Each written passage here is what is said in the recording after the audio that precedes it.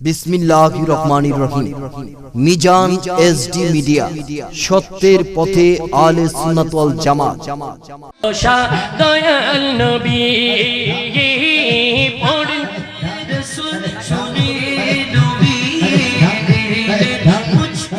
ছাড়া ওই কবরে নাই রে বান্ধব নাই, ঠিক কিনা বলেন?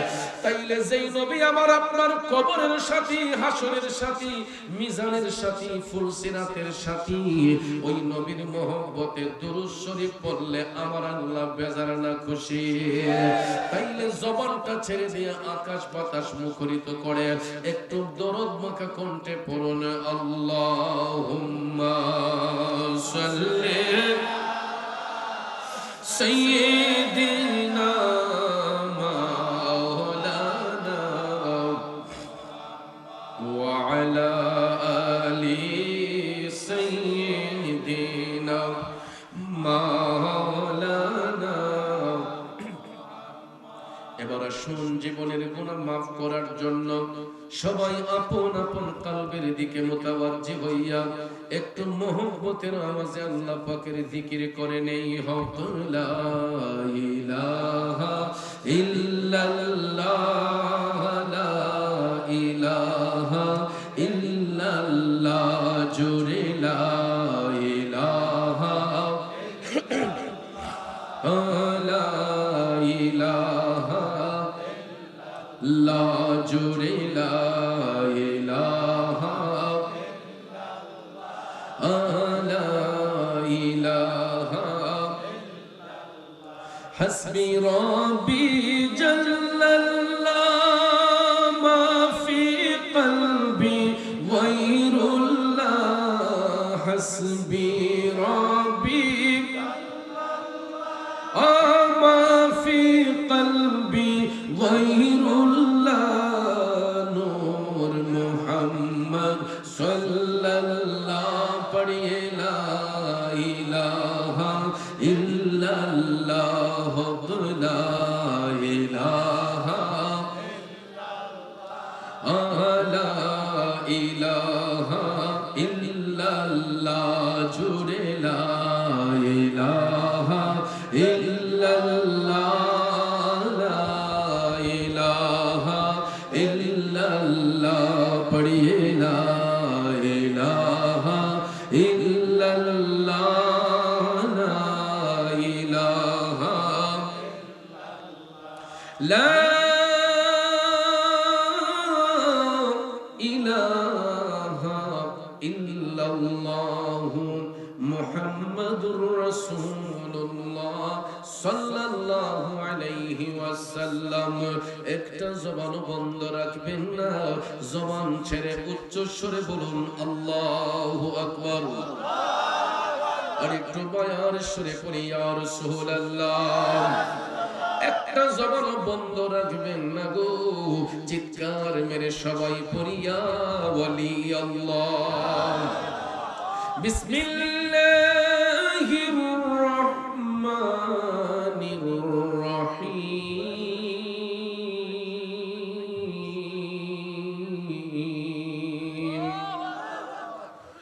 ওয়া ক্বাদা রাব্বুকা আল্লা তা'বুদু ইল্লা ইয়্যাহু ওয়া বিল ওয়ালিদাইনি ইহসানা।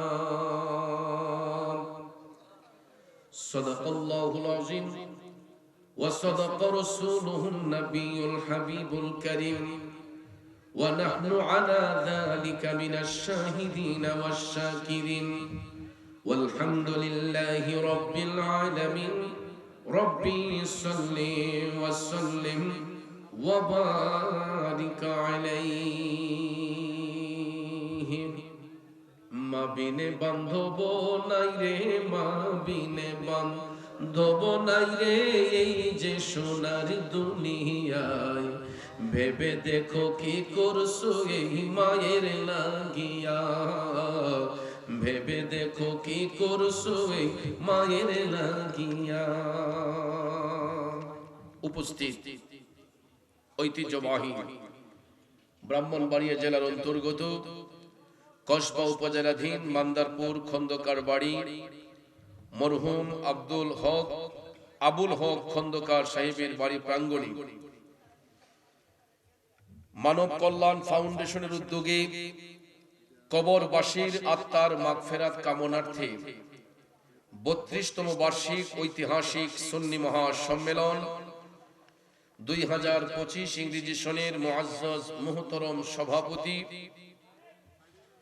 চারগাছ এনআই ভূঁইয়া উচ্চ বিদ্যালয়ের অবসরপ্রাপ্ত স্বনামধন্য শিক্ষক হাজারো ছাত্রের উস্তাদ আমার শ্রদ্ধাভাজন আলহাজ আজিজুল হক চৌধুরী সাহেব সহসভাপতি বাংলাদেশ সেনাবাহিনীর অবসরপ্রাপ্ত সার্জেন্ট অত্র এলাকার কৃতি সন্তান খন্দকার আবু তাহির সাহেব এতক্ষণ আলোচনা করেছেন আমার স্নেহের হযরত মাওলানা হাফেজ রায়হান জালালি আশিকি, হযরত মাওলানা সিরাজুল ইসলাম সিরাজি সাহেব, মাওলানা হাফেজ গোলাম রাব্বি ইবনে ইউসুফ সাহেব। নাতে মুস্তাফা সাল্লাল্লাহু আলাইহি ওয়াসাল্লাম পরিবেশন করেছেন মুহাম্মদ আব্দুর রাকিব। মাহফিল পরিচালনায় প্রফেসর মোহাম্মদ মিজানুর রহমান খন্দকার ও খন্দকার মাহবুবুর রহমান সহ মঞ্চে উপস্থিত আমার কৃষক, শ্রমিক, চাকরিজীবী, ব্যবসায়ী, সাংবাদিক, শিক্ষক, প্রশাসনিক, গোয়েন্দা বিভাগের সম্মানিত ভাইয়েরা, স্কুল, কলেজ, ইউনিভার্সিটি, মাদ্রাসায় পড়ুয়া ছাত্র ভাইয়েরা,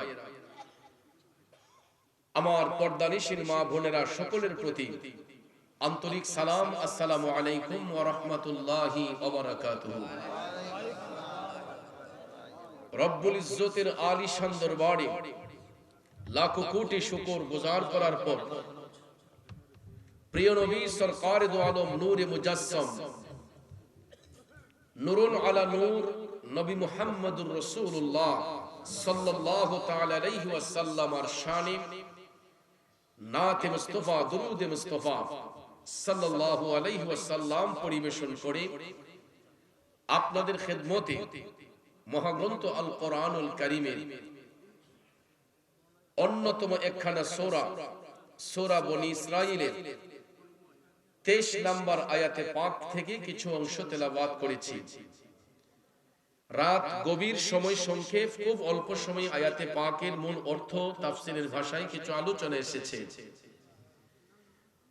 এইগুলো উপস্থাপন করে মিলাদ শরীফ হবে, আরেকটু জিকির হবে, নবী ওলির শান হবে, তারপরে মুনাজাতের মাধ্যমে আমরা আপন আপন বাড়িতে যাব। আল্লাহ পাক যেন শেষ মুনাজাত পর্যন্ত আমাদের সবাইকে ধৈর্য এবং শৃঙ্খলার সহিত বসার সুযোগ দান করেন। আমরা সকলে বলি আমিন।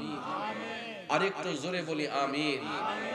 প্রিয় ভাইয়েরা আমার, পৃথিবীতে আলহামদুলিল্লাহ তাবারুকের ব্যবস্থাও আছে, সবাই বলি আলহামদুলিল্লাহ। তো বাবাজিরা আমার, এই পৃথিবীতে আল্লাহ সুবহানাহু ওয়া তাআলা যা কিছু সৃষ্টি করেছেন, সকল সৃষ্টির মধ্য হতে শ্রেষ্ঠ মর্যাদা আল্লাহ পাক দিয়েছেন মানব জাতিকে। ঠিক কিনা বলেন? সমগ্র জাতির মধ্য হতে মানব জাতিকে আল্লাহ তাআলা সর্বোত্তম। এটার একটা কারণ হলো পৃথিবীতে আল্লাহ তাআলা যত জাতি সৃষ্টি করেছেন, সকল জাতিকে বস্ত্রবিহীন ভাবে সৃষ্টি করেছেন। আমরাও এটা থেকে আলাদা নয়। আমরা সন্তানরাও যখন মায়ের গর্ভ থেকে ভূমিষ্ঠ হই, ছেলে হোক মেয়ে হোক, কারো গায়ে কোনো কাপড় থাকে? কারো গায়ে কোনো বস্ত্র থাকে? বস্ত্রবিহীন অবস্থায় আমরা দুনিয়াতে আগমন করি, ভূমিষ্ঠ হই। বস্ত্রবিহীন অবস্থায় আসলেও আল্লাহ কত মহান, যেই কোনো উসিলায়, যেই কোনো মাধ্যমে আমাদের লজ্জাস্থানকে হেফাজতের জন্য ভূমিষ্ঠ হওয়ার সাথে সাথেই দেখবেন একটা শুকনা কাপড় দিয়ে, হতে পারে সেটা কাঁথা, হতে পারে টাওয়াল, এটা দিয়ে দেখবেন পেঁচিয়ে লজ্জাস্থান হেফাজত করে। মার কুল বলেন, বাবার কুল বলেন, দাদার কুল বলেন, দাদির কুল বলেন, কোন আত্মীয়র কুলে বলেন, আমাদের লজ্জাস্থান হেফাজত করে আমাদেরকে আরেকজনের কোলে দেয়া হয়। ঠিক কিনা বলেন? অর্থাৎ আল্লাহ তাআলা এটাই বুঝালেন তোমরা পৃথিবীর উত্তম জাতি, তোমাদের উপর আমি আল্লাহ পাঠানোর সাথে সাথে শরীয়তের ঢাকনা লাগিয়ে দিয়েছি। এই জন্য মানুষ পৃথিবীর শ্রেষ্ঠ জাতি। আর ওই মানুষগুলাকে আল্লাহ কত ইজ্জত দিয়েছেন দেখেন। আল্লাহর ইবাদতের সাথে আল্লাহ কাউকে শরীক করতে বারণ করেছেন। এই জন্য আল্লাহ পাক বলেছেন ওয়াকাদা রাব্বুকা আল্লা তা'বুদু, আল্লাহ নির্দেশ প্রদান করেছেন যে তোমরা আল্লাহ ব্যতীত আর কারো ইবাদত করো না। সাথে সাথে আল্লাহ তাআলা এই আয়াতে পাকে বলেছেন ওয়াবিল ওয়ালিদাইনি ইহসানা, পিতা এবং মাতার সহিত উত্তম আচরণ করো, ভালো ব্যবহার করো। এখন প্রশ্ন হলো, প্রথমে আল্লাহ তার ইবাদতের সাথে কাউকে শরীক করতে বারণ করেছেন, সাথে সাথে আল্লাহ আবার বলেছেন তোমরা মাতা পিতার সাথে উত্তম ব্যবহার করো, ভালো ব্যবহার করো। ভাইয়ের আমার, বন্ধুরা আমার, এই পবিত্র আয়াতে পাকের দ্বারাতে আল্লাহ তাআলা এখানে কোন সাহাবীর কথা নেন নাই, কোন ব্যক্তির কথা নেন নাই, দুইজন ব্যক্তির কথা এনেছেন। সম্পর্কে একজন হলো আমাদের বাবা, একজন আমাদের মা। আল্লাহ তাআলা বলেছেন ওয়াবিল ওয়ালিদাইনি ইহসানা, পিতা এবং মাতার সহিত উত্তম ব্যবহার করো, ভালো ব্যবহার করো। এ মান্দার পরের বাবাজিরা, এই সম্মান দেওয়ার কারণ হলো আল্লাহর ইবাদতের সঙ্গে যেমন কোনো শরীক নাই, আল্লাহর সাথে যেমন কারো কোনো অংশীদারিত্ব নাই। একটা সন্তানের কাছে পৃথিবীতে তার মা বাবার চেয়ে ঊর্ধ্ব মর্যাদার অধিকারী আর কেউ নাই। কারণ আপনি ভাইবা দেখেন, বাবার আসলে যদি অন্য একটা পুরুষকে বসানো হয় নিজের বাবার মতো কি শান্তি লাগবে? মায়ের আসনে যদি অন্য একটা নারীকে বসানো হয় নিজের মার মতো কি আরাম পাবেন? এই জন্য পৃথিবীর সব শূন্যস্থান পূরণ করা যাবে, কিন্তু এই দুইটা শূন্যস্থান, যার ঘরে মা থাকে না, বাবা থাকে না, এই দুইটা শূন্যস্থান পৃথিবীর কোনো কিছু দিয়ে পূরণ করা সম্ভব হয় না। পৃথিবীর অন্য কোন নারীকে পুরুষকে দেয়া সম্ভব করা পূরণ হয় না। কথা কোন ঠিক কিনা? পূরণ করা সম্ভব হয় না। এই জন্য আমার আল্লাহ বলেছেন, এ দুনিয়ার মানুষেরা, তোমরা আল্লাহ ব্যতীত অন্য কারো ইবাদত করো না। ওয়াবিল ওয়ালিদাইনি ইহসানা, পিতা এবং মাতার সহিত তোমরা উত্তম আচরণ করো, ভালো ব্যবহার করো। এখানেই শেষ নয়, আল্লাহ রাব্বুল আলামিন তারপরে বলতেছেন ইম্মা ইয়াবলুগান্না ইনদাকাল কিবরা আহাদুহুমা আও কিলাহুমা ফালা তাকুল লাহুমা উফফিন ওয়ালা তানহারহুমা ওয়া কুল লাহুমা কাওলান কারীমা। উচ্চস্বরে বলুন আল্লাহু আকবার।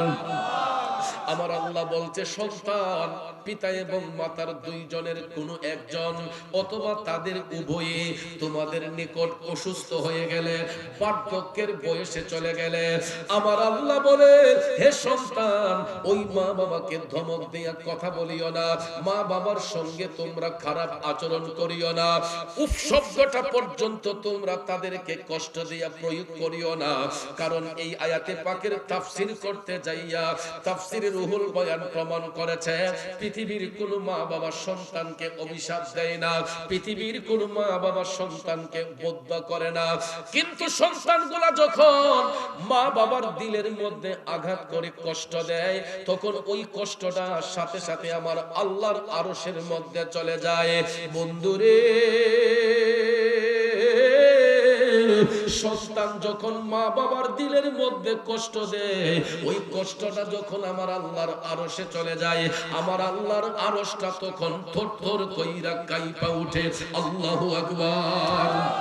এই জন্য কবি বলেছেন, তোমরা কোনদিনও মা বাবার মনেতে কষ্ট দিও না। পৃথিবীতে মায়ের মতো আপন কেউ হবে না, পৃথিবীতে বাবার মতো আপন কেউ হবে না।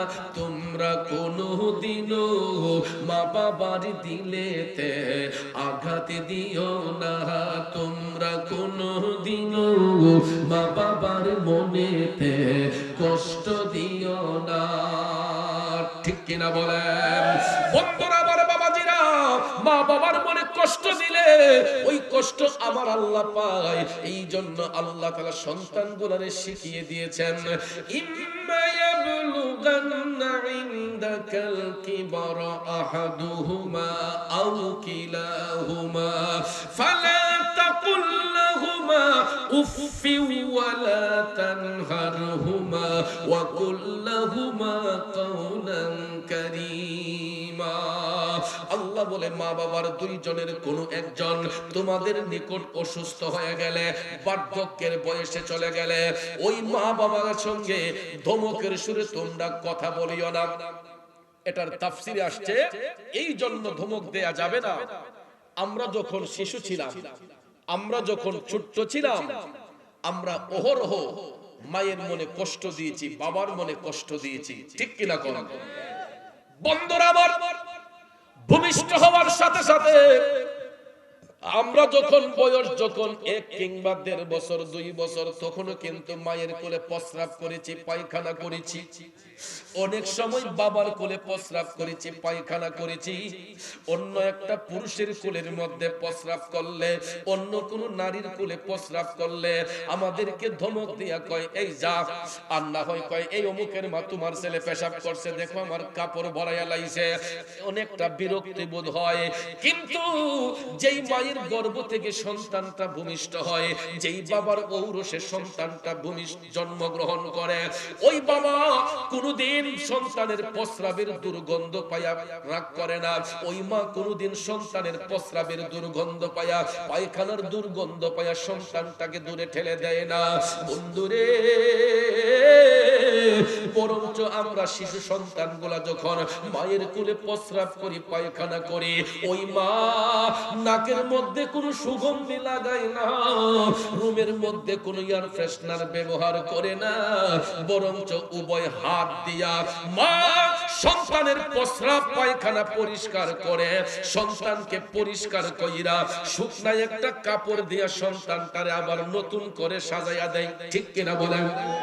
এই যে পুষ মাসের শীত আসলো, এই যে মাঘ মাসের শীত আসতেছে, যেই মায়ের গর্ভ থেকে সন্তান ভূমিষ্ঠ হবে, আর যেই মার গর্ভ থেকে সন্তান ভূমিষ্ঠ হয়েছে, আপনারা লক্ষ্য করে দেখবেন, এই শীতের রাতে বাচ্চাটাকে আরাম দেওয়ার জন্য, বাচ্চাটাকে আরামে রাখার জন্য কম্বলের দোকান থেকে দামি দামি কম্বল গুলা কিনা হয়, লেপ গুলা দামি দামি লেপ, সুন্দর শিমুল তুলা দিয়ে বানানো হয়। ঠিক না বেঠে? যাতে বাচ্চার গায়ে ঠান্ডা না লাগে, বাচ্চার গায়ে যাতে কষ্ট না লাগে, বাচ্চার গায়ে যাতে নিউমোনিয়া না লাগে। ওই মা গুলা দেখবেন আল্লাহর কাছে ডাক দিয়া কয়, আল্লাহ আমি মারে নিয়ে যাও, আমার সন্তানটারে বাঁচাও। ঠিক না বেঠিক? হাতে পায়ে তেল মাইখা মায় দিল শক্ত করি, প্রসাব পায়খানায় আমি মায়ের কোলে করি, তবু না আমার রাগ হইল ভিজল গুয়ে মুতে, আমারে শুকনায় রাখিয়া মাই থাকে ভিজাতে, আরে অসুখ হইলে দেখি চায়া আমার মাই রইছে বিছানায় বহিয়া রে। ঠিক কিনা? অসুখ হইলে দেখি চায়া আমার মাই রইছে বিছানায় বহিয়া রে, বলে আমায় আল্লাহ যাও গো লইয়া সন্তানের নিও না, দুঃখের দরদি আমার জনম দুঃখী মা, গর্ভধারিণী মা, জনম দুঃখিনী মা, দুঃখের দরদি আমার জনম দুঃখী মা। ঠিক কিনা বলেন? যুবক ভাইয়েরা রে, মার সন্তান যদি বয়স হয়ে যায়, ওই সন্তান যদি একটা কাশি দেয়, সন্তানের যদি ব্যথা হয়, দেখবেন মা দুঃখিনীটা পাগলিনীর মতো হইয়া যায়। এর বাস্তবতা আজকে আমি আমার নিজের চোখে দেখেছি। আজকে এক সপ্তাহ পরে আমি বাসায় গেছি। গতকাল আমি কসবা মাহফিল করেছি। ফজরের নামাজ গিয়ে হবিগঞ্জে পড়লাম। মা ছিলেন গ্রামের বাড়িতে, আম্মাকে দেখার জন্য আবার গ্রামে গেলাম। আমি আমার আম্মার সামনে যখন আমার নাকটা বারবার করে পরিষ্কার করছি, আমি যখন কাশি দিচ্ছি, আমি তাকাইয়া দেখি আমার আম্মা খাটের মধ্যে বৈশা বৈশা টপ টপ করে চোখের পানি সাইরা কাঁদতেছে। আজকে 3 সপ্তাহ যাবত ঠান্ডা জ্বর সর্দি কাশি নিয়ে মাহফিল গোলা করতে হচ্ছে। আমার দরদ তো কেউ বুঝলো না। সবাই অপেক্ষা করে হুজুর কোন সময় মাহফিলে আসবে, কোন সময় ওয়াজ করবে। কিন্তু আমার শরীরটা তো অসুস্থ, এটা কাউকে বুঝাতে পারি না। আজকে যখন মার কাছে গেলাম, মা যখন চেহারার দিকে তাকাইছে, আমি দেখি আমার মা খাটের মধ্যে বৈশা টপ টপ করে কান্না করতেছে। বাসা থেকে বের হব, আম্মার পায়ে ধরে যখন সালাম করতে গেছি, আমার আম্মা আমারে জড়াইয়া দইরা হাউমাউ কইরা কান্না শুরু করছে। আম্মা কাঁদেন না, কাঁদেন কেন? আমার আম্মা ডাক দিয়া কই, ফুট এই শীতের রাতে তোমার মনে হয় বড় কষ্ট হইয়া যায়। ফুট পায়ের মধ্যে সব সময় মোজাটা লাগাইয়া রাখবা, গলাটার মধ্যে সব সময় গরম কাপড় দিয়ে রাখবা। চিন্তা করেন, যেই মা অসুস্থ শরীর নিয়ে দিন কাটায়, ওই মা সন্তানকে সুস্থ রাখার জন্য কত সুন্দর পরামর্শ দেয় রে যুবক। আর আমরা সমাজের কতগুলা যুবক ওই মারে আমরা শত্রু মনে করি, ওই বাবাটারে আমরা পর মনে করি। এ যুবক, পায়ে হাত ধরে বলবো রে, শুধু আমার মা নয়, সমাজের প্রত্যেকটা সন্তানের মা, তার সন্তান যদি অসুস্থ হয়, সন্তান যদি আঘাতপ্রাপ্ত হয়, মা দুঃখিনীটা পাগলিনীর মতো হইয়া যায়। খোদাই না করুক, এই মুহূর্তে যদি চারগাছ বাজারে, বাদর বাজারে আপনার যদি একটা দুর্ঘটনার শিকার হয়, দেখবেন আপনার মার কাছে সংবাদটা আসার আগে ওই মা আর একটা মুহূর্ত অপেক্ষা করবে না। অসুস্থ শরীরও যদি থাকে, সন্তানের কথা শুই না, দেখবেন পাগলের মতো ঘর থেকে মা বের হইয়া যাবে। ঠিক কিনা বলেন? কারণ মা বিনে বান্ধব নাই রে, মা বিনে বান্ধব নাই রে, এই যে সোনার দুনিয়ায়। ভেবে দেখো কি করছো এই মায়ের লাগিয়া, ভেবে দেখো কি করছো এই মায়ের লাগিয়া। বন্ধুরে, ও মান্নারপুরের বাবাজিরা, আমরা যখন ছোট্ট ছিলাম, মায়ের কোলে প্রস্রাব করেছি, পায়খানা করেছে, ওই মা কোনোদিন ধমক দেয় নাই, মা কোনোদিন রাগ করে নাই। বিছানার মধ্যে একবার, দুইবার, তিনবার প্রস্রাব করে দিয়েছে। এই শীতের রাতে মা একটা বড় রাগ করে না, বরঞ্চ কোমরের নিচে হাত দিয়া যখন দেখে সন্তান প্রস্রাব করে, পায়খানা করে, মা দেখবেন একটার পর একটা শুকনা খাতা দিয়া বাচ্চারে পেছায়, ভিজা খাতাগুলা বালতিতে জমায়া রাখে। শুধু তাই নয় রে যুবক, এই শীতের রাতে পানিতে হাত দিলেই ঠান্ডা হাত কাশি চলে আসে, হাসি কাশি চলে আসে। কিন্তু আমি সন্তানের পেশাব করা, পায়খানা করা খাতাগুলা ওই মা ঠান্ডা পানি দিয়া, হয়তো পুকুর ঘাটে, না হয় ওয়াশরুমের ভিতরে, না হয় ওয়াশিং মেশিন দিয়া ধুইয়া সুন্দর করে মা নেড়ে দেয়। কাপড়গুলা শুকাইলে পরে আবার একটা একটা কাপড় ব্যবহার করে, ভিজা কাপড়গুলা মা আবার ধোয়ার সিদ্ধান্ত নেয়। ঠিক কিনা বলেন? এইরকম ভাবে তিলে তিলে তিলে তিলে একটা মা নিজে না খাইয়া, নিজের মুখে খাবার না দিয়া, মায়ের মুখের খাবারটা সন্তানের মুখে তুলে দিয়েছে। কথা কোন ঠিক কিনা? এই জন্য আমার আল্লাহ কোরআন পাকে সূরা বনী ইসরাঈলের 24 নম্বর আয়াতে পাকে বলেন, ওয়াখফিদিল্লাহু লাহুমা জানাহাযুল্লি মিনার রাহমা, তোমরা চোখ রাঙ্গায়া মা বাবার সাথে কথা বলবা না, নম্রতার বাহু বের করে দিয়া, নম্রতার বাহু বের করে দিয়া মা বাবার সেবার মধ্যে মশগুল হইয়া যাও। এসব চোখ রাঙ্গায়া মা বাবার সঙ্গে কথা বলিও না, তোমরা উভয় হাত বের করে দিয়া মা বাবার সেবার মধ্যে মশগুল হইয়া যাও। আল্লাহু আকবার। নির্দেশ কার? আল্লাহ পাক নির্দেশ দিয়েছেন। এই আয়াতে পাকের তাফসীর করতে গিয়ে বলা হয়েছে, মা বাবা যখন বৃদ্ধ হয়ে যায়, আমরা সন্তানগুলা যখন উপযুক্ত হয়ে যায়, তখন মনে করতে হবে মা বাবারা আমাদের সন্তান। ঠিক না ঠিক? তখন তাদেরকে আমাদের সন্তান বানাতে হবে। কারণ বার্ধক্য যখন চলে আসে, মানুষের স্মৃতিশক্তি আস্তে আস্তে হ্রাস পেতে থাকে। বয়স যত বাড়তে থাকে, আমাদের ব্রেন স্মৃতিশক্তি আস্তে আস্তে কমতে থাকে। তখন দেখবেন বার্ধক্য আসলে অনেক অভিভাবকরা তাদের স্মৃতিশক্তি যখন কাজ করে না, এরা দেখবেন ছোট্ট বাচ্চাদের মতো কথা বলে, ছোট্ট বাচ্চাদের মতো আচরণ করে, অনেক কথায় কথায় ঝগড়া করে ফেলে, কথায় কথায় রাগ করে ফেলে।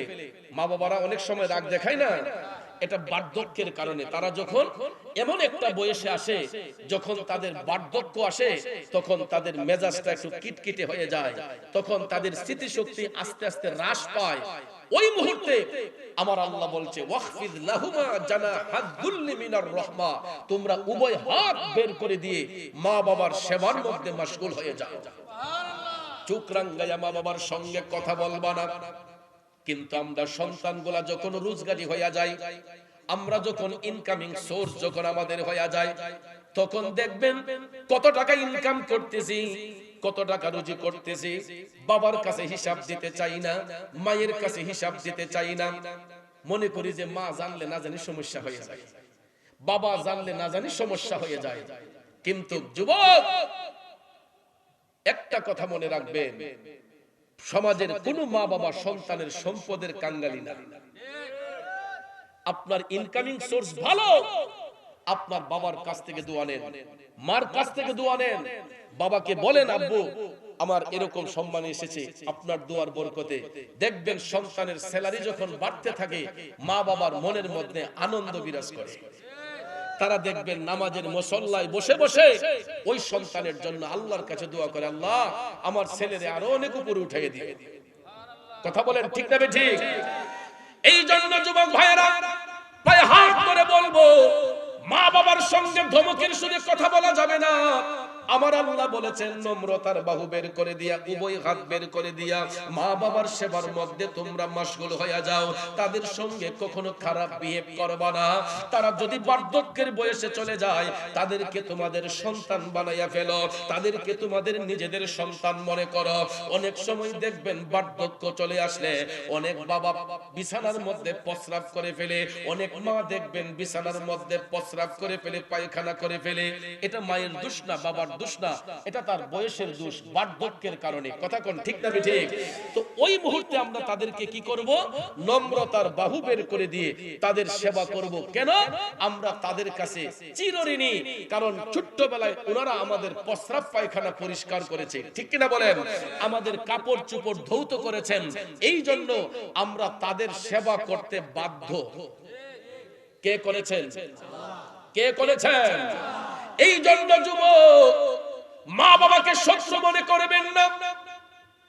বর্তমানে আমাদের ব্রাহ্মণবাড়িয়ার অধিকাংশ যুবক ছেলেরা বিদেশ বাড়িতে থাকে। যুবক, আমি যখন সৌদি আরবে গেলাম, সেখানে যাইয়া দেখি অনেক প্রবাসী বাঙালি। যতটা স্টেটে গেলাম, সেখানে গিয়ে দেখি প্রবাসী বাঙালি। নামটা যদি জিজ্ঞেস করি, কই অমুক, বাড়ি কই, কই ব্রাহ্মণবাড়িয়া জেলা। কোন থানা? হতে পারে কসবা, হয় নবীনগর, না হয় আখাউড়া, না হয় নাসিরনগর, না হয় আশুগঞ্জ, না হয় বাঞ্ছারামপুর। আমি জিজ্ঞেস করলাম, ভাই আপনার বাড়ি কোথায়? বেশিরভাগ যুবকের পরিচয় পাইলাম কসবা এবং নবীনগর। কারণ এই কসবা এবং নবীনগরের অনেক যুবক ছেলেরা বিদেশের মধ্যে থাকে। বন্ধু, তুমি যেই সময় বিদেশে গেছো তোমার মা কিন্তু তোমার জন্য রোজা রাখছে, নীরবে মা নিস্তব্ধে তোমার জন্য চোখের পানি চাইরা কাঁদছে, কারণ প্রবাস জীবনটা এত কষ্টের জীবন। এই প্রবাসে যারা থাকে গো, প্রবাসী সন্তানগুলা ইচ্ছে থাকা সত্ত্বেও অনেক সময় মার জানাজা পড়তে পারে না, বাবার জানাজা পড়তে পারে না, আছে না নাই? তখন দেখবেন বিদেশের মধ্যে থাইকা কাইন্দা কাইন্দা তারা জিন্দেগি কাটায়। এ প্রবাসী যুবক শুনো রে, তুমি প্রবাসে যাইয়া তোমার মার কথা স্মরণ রাখো না, বাবার কথা স্মরণ রাখো না। স্ত্রীর ফাঁদে পইরা অনেক প্রবাসী যুবক আছে, বাবার কোনো খবর নেয় না, মার কোনো খবর নেয় না। বাবাটা কান্দে, মাটা কান্দে, আমার ফুতে আমারে ফোন দেয় না, আমার ছেলে আমারে টেলিফোন দেয় না। কিন্তু মা বাবাকে টেলিফোন দেওয়ার সময় হয় না। ওই বিদেশি যুবক ছেলে ঠিকই স্ত্রীকে টেলিফোন দেয়, স্ত্রীর অ্যাকাউন্টে টাকা পাঠায়, অথচ যেই বাবা জমিন বন্ধক রেখে ছেলেকে বিদেশে পাঠাইলো, যেই মায়ের গয়না বিক্রি করে ছেলের বিদেশে পাঠাইলো, বিদেশে যাইয়া অনেক ছেলে আছে মার খবরই রাখে না, আছে না নাই? ওরে ল্যাংরা তোর কানা খোরা হইলে পরে ছেলে ধুলা যাইরা তবু মায়ের টান দিয়া লয় কুলে। এ পুত্র যদি কুপুত্র হয় মায়ে নাহি ঠেলে, হাজার দোষ রাখিয়া গোপন সন্তানের পালে। কবি শাহ আলম ভেবে বলে, জান্নাত মায়ের চরণ তোলে রে, তোরা দেখ বুখারী হাদিস খুলে করছেন নবী ঘোষণা, দুঃখের দরদি আমার জনম দুঃখী মা মাগো, গর্ভধারিণী মা জনম দুঃখিনী মা, দুঃখের দরদি আমার জনম দুঃখী মা। ঠিক কিনা বলেন? এ মায়ের আমার চোখ যদি বাঁকা হয়, সন্তানের দুইটা হাত যদি না থাকে, পা যদি দুইটা না থাকে, দেখবেন মা কোনদিন সন্তানদের ল্যাংরা কয় না, আতুর কয় না, লোলা কয় না। সন্তান যদি ড্রাগ অ্যাডিক্টেড হয়, ছিনতাইকারী হয়, খারাপ রাস্তায় যায়, মা কোনদিন তার ছেলেকে খারাপ বলে না। ছেলে অন্যায় করেছে এরপরে কয় না আমার প্রতিটা করে না, হয়তো কারোর লগে চলছে, আমার মুখটা খারাপ হয়ে গেছে, এরপর নিজের ছেলের দুষ্টাকে ঢেকে রাখার চেষ্টা করে। ঠিক কিনা কোন? আর আমরা ওই মার শত্রু মনে করি, ওই বাবার শত্রু মনে করি। এই জন্য যুবক ভাইয়ার আমার শুনুন, হাদিস শরীফে আমার নবীজি ওই মারে কেমনে সম্মান দিয়েছে। এটা নবম শ্রেণীতে পড়ছিলাম, মিশকাতুল মাসাবিহ। বন্ধুরা আমার নবীর উপর একজন বিধর্মী, একজন বেদিন আমার দয়াল নবীর উপর ঈমান এনেছে, কালেমা পড়ে ইসলাম গ্রহণ করেছে, কিন্তু তার মা মুশরিক, তিনি বেদিন, দ্বীনের মধ্যে আসে নাই, ইসলামের মধ্যে দাখিল হয় নাই। মায়ের সম্মান আমার নবী কেমনে দিছে দেখেন। মা ইসলাম গ্রহণ করেন নাই, কিন্তু ওই মায়ের পেটে সন্তান নবীজির আদর্শ দেখে, নবীজির চেহারা আনোয়ার দেখে ওই ব্যক্তি আমার নবীর প্রেমে কোরবান হয়ে গেছে। পলকে জীবন দিয়ে দেব যদি নবী তুমি চাও, কলিজা টুকরা করে দেব যদি নবী তুমি চাও। ও গোয়ারি জি জানাই এই অদমে একবার দেখা দাও, হাবিবি ইয়া রাসূলুল্লাহ, হাবিবি ইয়া হাবিবাল্লাহ, হাবিবি ইয়া রাসূলুল্লাহ, হাবিবি ইয়া হাবিবাল্লাহ। কষ্ট হচ্ছে আমার বাবাজিরা, জগতের বন্ধুরা রে, ও মুরব্বি বাবাজিরা গো, আমার সম্মানিত মা বোনরা যারা শুনছেন, সাহাবী আমার নবীর উপর ঈমান এনেছেন, ওনার মা বেদিন মুশরিক, ওই অবস্থায় নবীর সাহাবী আমার নবীজির কদম মোবারকে গেলেন, আসসালাতু ওয়াসসালামু আলাইকা ইয়া রাসূলুল্লাহ বলে সালাম দিয়া বললেন, নবী গো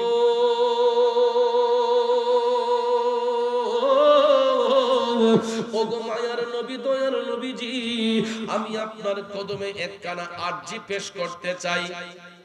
আমার নবী মুস্কি হাসলেন, উম্মত কি আরজি তুমি পেশ করবা? সাহাবী ডাক দেয়া কয়, নবী গো আমি তো আপনার প্রতি কালেমা পড়ে বিশ্বাস স্থাপন করেছি, আমি ইসলাম ধর্মে দাখিল হয়েছি, আমি আল্লাহকে বিশ্বাস করেছি, কিন্তু ইয়া রাসূলুল্লাহ আমার মা তো এখনো বেদিন, আমার মা এখনো দ্বীন ইসলামে প্রবেশ করে নাই। নবী গো, আমি এই মুহূর্তে কি আমার মার সাথে খারাপ ব্যবহার করব না সৎ ব্যবহার করব? সুবহানাল্লাহ। সাহাবী নবীর উপর ঈমান এনেছেন, ওনার মা বেদিন, মুশরিক, বেদিন। এমত অবস্থায় সাহাবী বললেন, ইয়া রাসূলুল্লাহ আমার মা যদি আমার কাছে আসে, আমি কি এই মুহূর্তে আমার মার সাথে সৎ ব্যবহার করব না দুর্ব্যবহার করব? আমার রাসূল ডাক দিয়ে বললেন, উম্মত, অবশ্যই অবশ্যই তুমি তোমার মার সাথে সৎ ব্যবহার করবা। অথচ মা তখনও কালেমা পড়ে নাই, মুসলমান হয় নাই, বেদিন মুশরিক অবস্থায়। এই মুহূর্তে রাসূল উম্মতকে শিক্ষা দিলেন, অবশ্যই অবশ্যই তুমি তোমার মার সাথে সৎ ব্যবহার করবা। কেন?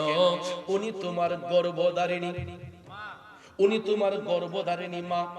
এই জন্য, কারণ তুমি 10 মাস 10 দিন তোমার মায়ের পেটে ছিলা। উম্মত রে, তুমি তোমার মারে গর্ভে থাকা অবস্থায় কত কষ্ট দিছো, কত আঘাত দিছো। একটা মাই বুঝতে পারে যখন মার পেটে সন্তান থাকে। মার পেটে সন্তান যখন থাকে রে, একটা মা বুঝতে পারে বাচ্চা প্রসব করা যে কত কষ্ট। কারণ 2.5 থেকে 3 মাস যখন মায়ের পেটে সন্তান আসে, আল্লাহ তাআলা মায়ের গর্ভে সন্তানের রূহটাকে দান করে। বন্ধু, রূহ যখন মায়ের গর্ভের মধ্যে আল্লাহ দান করে, ওই সন্তানটা মায়ের রক্ত মাংস খায়া, মা যেই মুখ দিয়া খাবার খায়, এই খাবারটা রিফুয়েলিং হইয়া আস্তে আস্তে মায়ের পেটের সন্তানের পেটেও যায়। আমার আল্লাহ কেমন কারিগর, তিনি কেমন কারিগর! এমন সাধ্য কার আছে ভাই এই ঘড়ি তৈয়ার করে, এই ঘড়ি তৈয়ার করে ভাই লুকাই ঘড়ির ভিতরে, ভাই লুকাই ঘড়ির ভিতরে।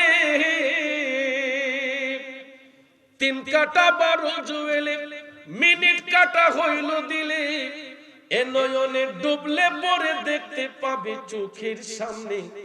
মন আমার দেহ গড়ি সন্ধান করি, বানায় আছে কোন মিস্তুরি। মন আমার দেহ গড়ি,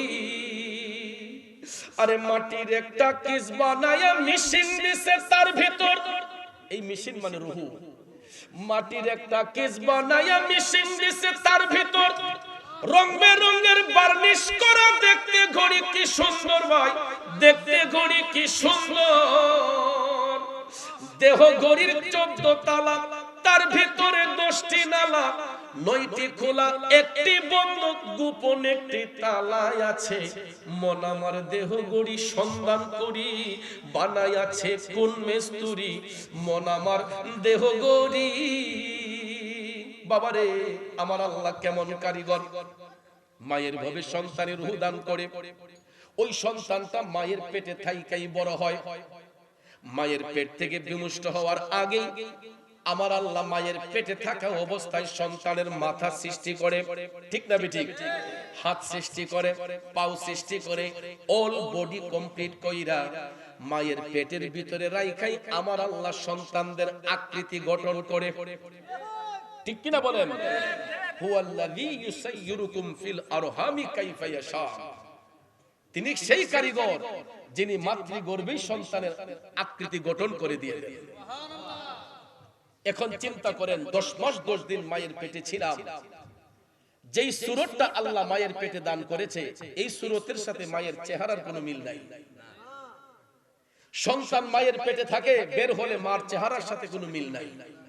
অথচ মায়ের মুখের খাবার সন্তানের খাবার ছিল, মায়ের মুখের খাবার সন্তানের রিজিক আমার আল্লাহ নির্ধারিত করেছেন তার গর্ভের ভিতরে। কথা কোন ঠিক না ঠিক? বন্ধুরা আমার, তিনি কেমন কারিগর! যতটা মানুষ সৃষ্টি করেছেন ততটা রূপ আমার আল্লাহ পৃথিবীতে দান করছে। সমস্ত প্রাণীর আকার, আকৃতি, নমুনা, সূরত এক, সূরতে কোনো পরিবর্তন নাই। ওজনে কম বেশি হয়, কালার ডিফারেন্স হয়, কিন্তু সূরতের কোনো পরিবর্তন নাই, একমাত্র আদম সূরত ভিন্ন। যদিও হাত পাও নাক চোখ অল বডি কমপ্লিট আছে, কিন্তু আপনারা বলুন কারো রূপের সাথে কারো রূপের কোনো মিল আছে? কারো পেইসের সাথে কারো পেইসের কোনো মিল আছে? তাহলে ভাইয়ের আমার, তিনি কেমন কারিগর! যত বিলিয়ন মানুষ সৃষ্টি করেছেন তত বিলিয়ন রূপ আমার আল্লাহ দান করেছেন। এই জন্য কবি কয়, এমন শব্দ কার আছে ভাই এই ঘড়ি তৈয়ার করে। আমাদের জীবনটা একটা ঘড়ি। জীবনটা কি? একটা ঘড়ির কাঁটার মতো সময়গুলো পার হয়ে যাচ্ছে। কথা বলেন ঠিক না বেঠিক? এমন শব্দ কার আছে ভাই এই ঘড়ি তৈয়ার করে, এই ঘড়ি তৈয়ার করে ভাই লুকায় ঘড়ির ভিতরে, ভাই লুকায় ঘড়ির ভিতরে। অর্থাৎ লুকাই ঘড়ির ভিতরে একটা ঘড়ি হলো মা, আর ওই ঘড়ির ভিতরে আমার আল্লাহ আরেকটা ঘড়ি তৈয়ার করে। সুবহানাল্লাহ কন্যা। এমন শব্দ কার আছে ভাই এই ঘড়ি তৈয়ার করে, এই ঘড়ি তৈয়ার করে ভাই লুকাই ঘড়ির ভিতরে, ভাই লুকাই ঘড়ির ভিতরে।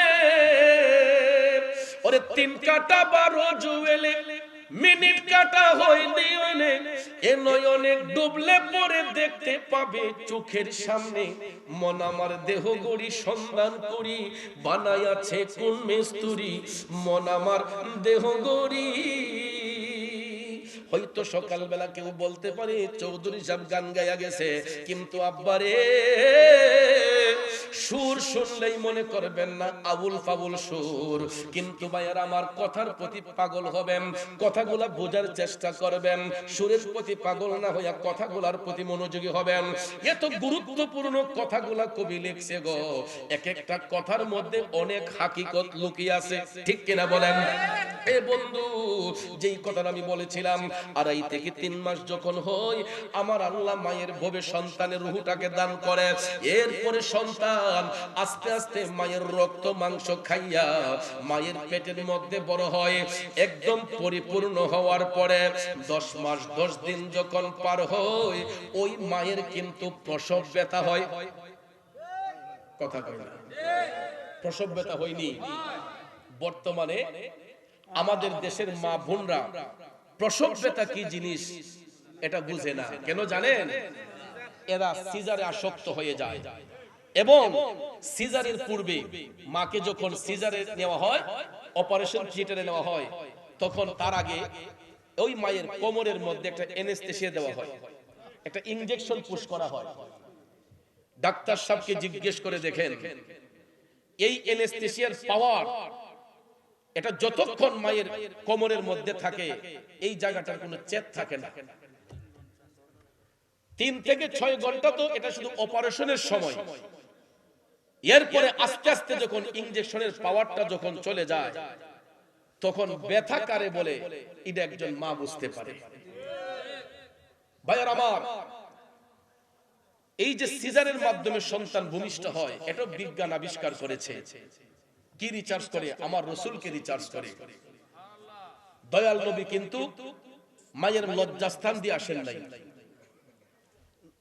মা আমেনা খাতুন রাদিয়াল্লাহু তাআলা আনহার নাভিমূলের থেকে নূরের রোশনি বের হয়ে এটা সূরতে বাশার হয়েছে। মা আমেনা খাতুন রাদিয়াল্লাহু তাআলা আনহা তিনি স্পষ্ট করে বলেছেন যে আমার গর্ভে যে সন্তান আছে আমি কোনোদিন টেরই পাই নাই। আমার গর্ভে যে সন্তান আছে আমি কোনোদিন টেরই পাই নাই। বরঞ্চ রাসূল যখন শুভাগমন করবেন, বেহেশতের হুর গেলমাগন আয়েশা মা আমেনা খাতুন রাদিয়াল্লাহু তাআলা আনহাকে সুসংবাদ দিচ্ছে। সমস্ত আম্বিয়া কেরাম তারা আনন্দে মাতোয়ারা, সবাই এসে সুসংবাদ দিচ্ছে যে আপনার গর্ভ হতে আমার আল্লাহ নূরের আলো পাঠাচ্ছে। বন্ধুরা আমার, বাবাজিরা আমার, আমার রাসূলের শুভাগমনকে কেন্দ্র করে ওই নাভিমূলটাকে রিচার্জ করে বিজ্ঞানীরা সিজারের আবিষ্কার করেছে। কিন্তু অ্যাকচুয়ালি মায়ের লজ্জাস্থান দিয়ে আমার আল্লাহ সন্তান প্রসবের জন্য সুন্দর একটা রাস্তা খুলে দিয়েছে। এ বন্ধু, কোন মা যখন প্রসব ব্যথাটা বুঝতে পারে, ওই মা কোনদিন সন্তান রাইকা পরকিয়া করবে না। প্রসব ব্যথার জ্বালা যদি কোনো মা বুঝতে পারে, অন্য পুরুষের সঙ্গে ভাইগা যাবে না। কিন্তু বর্তমান সমাজে সিজারে বাচ্চা প্রসব করার কারণে প্রসব ব্যথা কি জিনিস আমাদের সমাজের অনেক মারা এটা টের পায় না, বুঝতে পারে না। এনেস্থেসিয়া দেওয়ার কারণে তাদের কোমরটা অচেতন হয়ে যায়। পেট যদি পুরাটা কাইটাও ফেলে ওই মায়ের কোনো খবর থাকে না, কিন্তু ওই ইনজেকশনের পাওয়ারটা যখন চলে যায় তখন মা বুঝতে পারে ব্যথা কত প্রকার ও কি কি। কিন্তু ভাইয়ের আমার, এই ব্যথার কারণে তো ওই মায়ের জীবনটা অর্ধেক নষ্ট হয়ে যায়। সিজারে যেই মা বাচ্চা প্রসব করে ইডি অল্প বয়সে একদম দুর্বল হয়ে যায়। একটা বাতের দেখছে আলগাইতে কই ফেডো বলে গাই মারে, কথা কোন ঠিক না বে ঠিক নইয়া একটা কাজ করতে পারে না, পারবে কেমনে? একটা নিখুঁত জিনিসকে খুঁত করে ফেলেছে, ঠিক না বে ঠিক?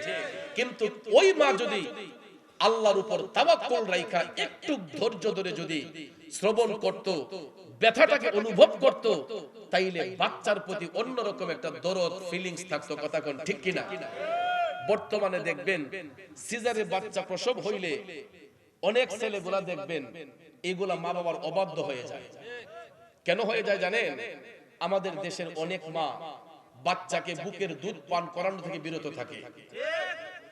এরা দেখবেন ফিডারের মধ্যে আলগা দুধ ভরে, ল্যাকটোজেন, তারপরে আরো কত ধরনের দুধ আছে, এইগুলা খাওয়ায় তাদের বডি ফিটনেস নষ্ট না হওয়ার জন্য, বডি ফিটনেস ভালো থাকার জন্য অনেক মা আছে বুকের দুধ বাচ্চাদেরকে খাওয়াতে ইচ্ছুক হয় না। যেই কারণে দেখবেন অনেক বাচ্চাগুলা বড় হইয়া এটা নেশাখোর হয়, বদ নেশাখোর হয়, ছিনতাইকারী হয়, ড্রাগ অ্যাডিক্টেড হয়, এটা মানুষের পকেটে হাত দেয়, আছে না নাই? মায়ের অবাধ্য হয়। কিন্তু যেই সন্তানগুলা মায়ের লজ্জাস্থান দিয়া প্রসব হয়, দেখবেন ওই সন্তানগুলার প্রতি মা বাবার যেমন দরদ থাকে, ওই সন্তানটার মা বাবার প্রতি তার শ্রদ্ধা ভক্তি অন্যরকম থাকে, ঠিক কিনা বলেন? বন্ধু,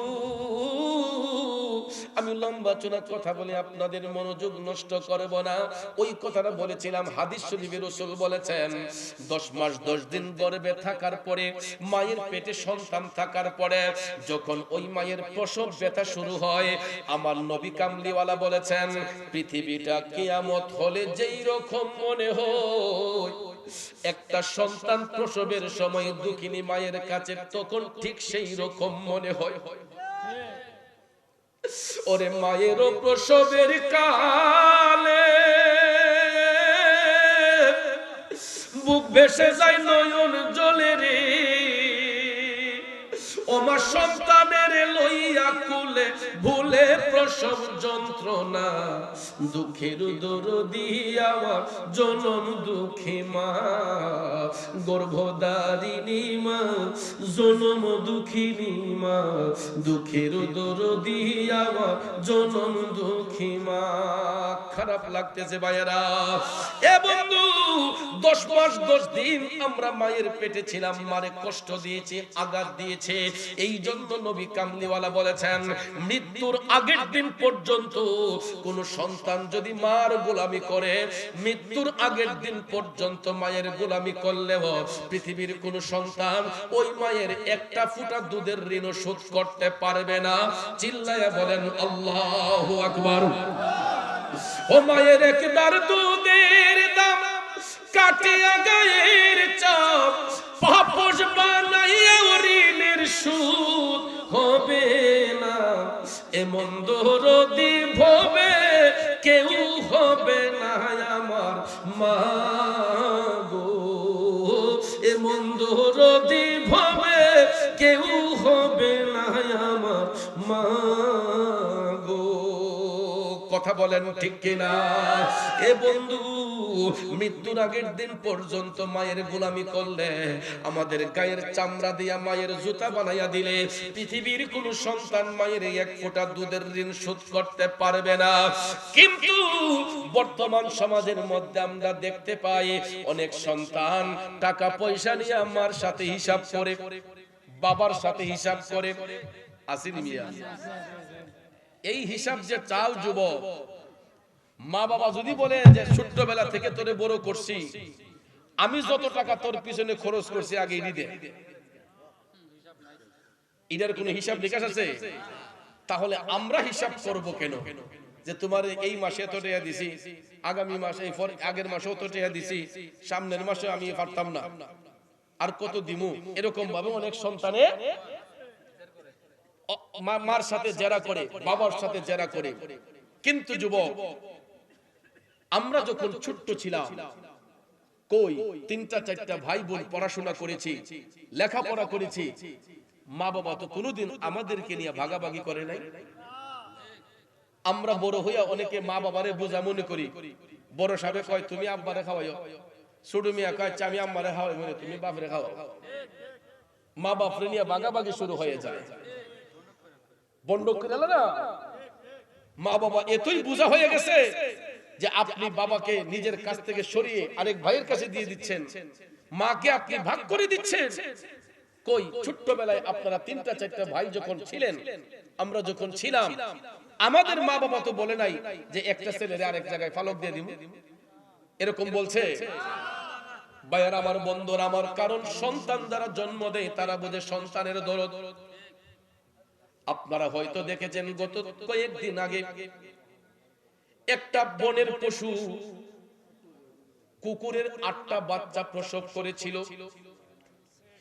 আপনারা দেখেছেন, মানুষ তো দূরের কথা, একটা কুকুর 8টা বাচ্চা প্রসব করেছিল। কুকুর একটু ঘেউ ঘেউ করার কারণে একজন মহিলার বিরক্তি বোধ হয়েছে। সে কেমন মহিলা, একটা মায়ের জাত হয়ে সে 8টা বাচ্চাকে বস্তার ভিতর ভরে পানির মধ্যে ফেলে দিয়েছে। এই পশুর দেহ থেকে জীবনটা কত কষ্টে বের হয়েছে, একবার কি চিন্তা করেছেন? দেখেন, শুধু এটা নয়, বাচ্চার জন্য মা যে কি করে। কুকুর হয়তো জবান দিয়ে আমাদের মতো কথা বলতে পারে না, কিন্তু কুকুর যেই রকম ভাবে চোখের পানি ছেড়ে গেউ গেউ করে কান্না করেছে, কুকুরটা পাগলের মতো হয়ে গেছে তার বাচ্চাকে খোঁজার জন্য।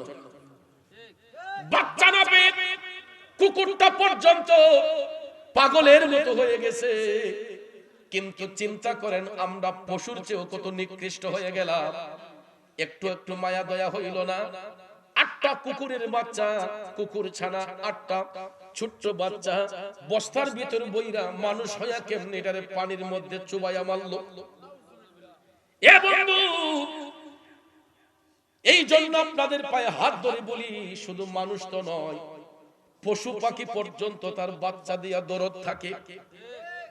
এটা তো কুকুরের কথা বললাম। গত বছর দরকার বাস স্ট্যান্ড আছে না, তো সেখানে আমি আমার গাড়ির চাকা হাওয়া দেব, তো আমি গেলাম একটা বলগানাইজের ঘরে, সেখানে হাওয়া দেওয়ার জন্য।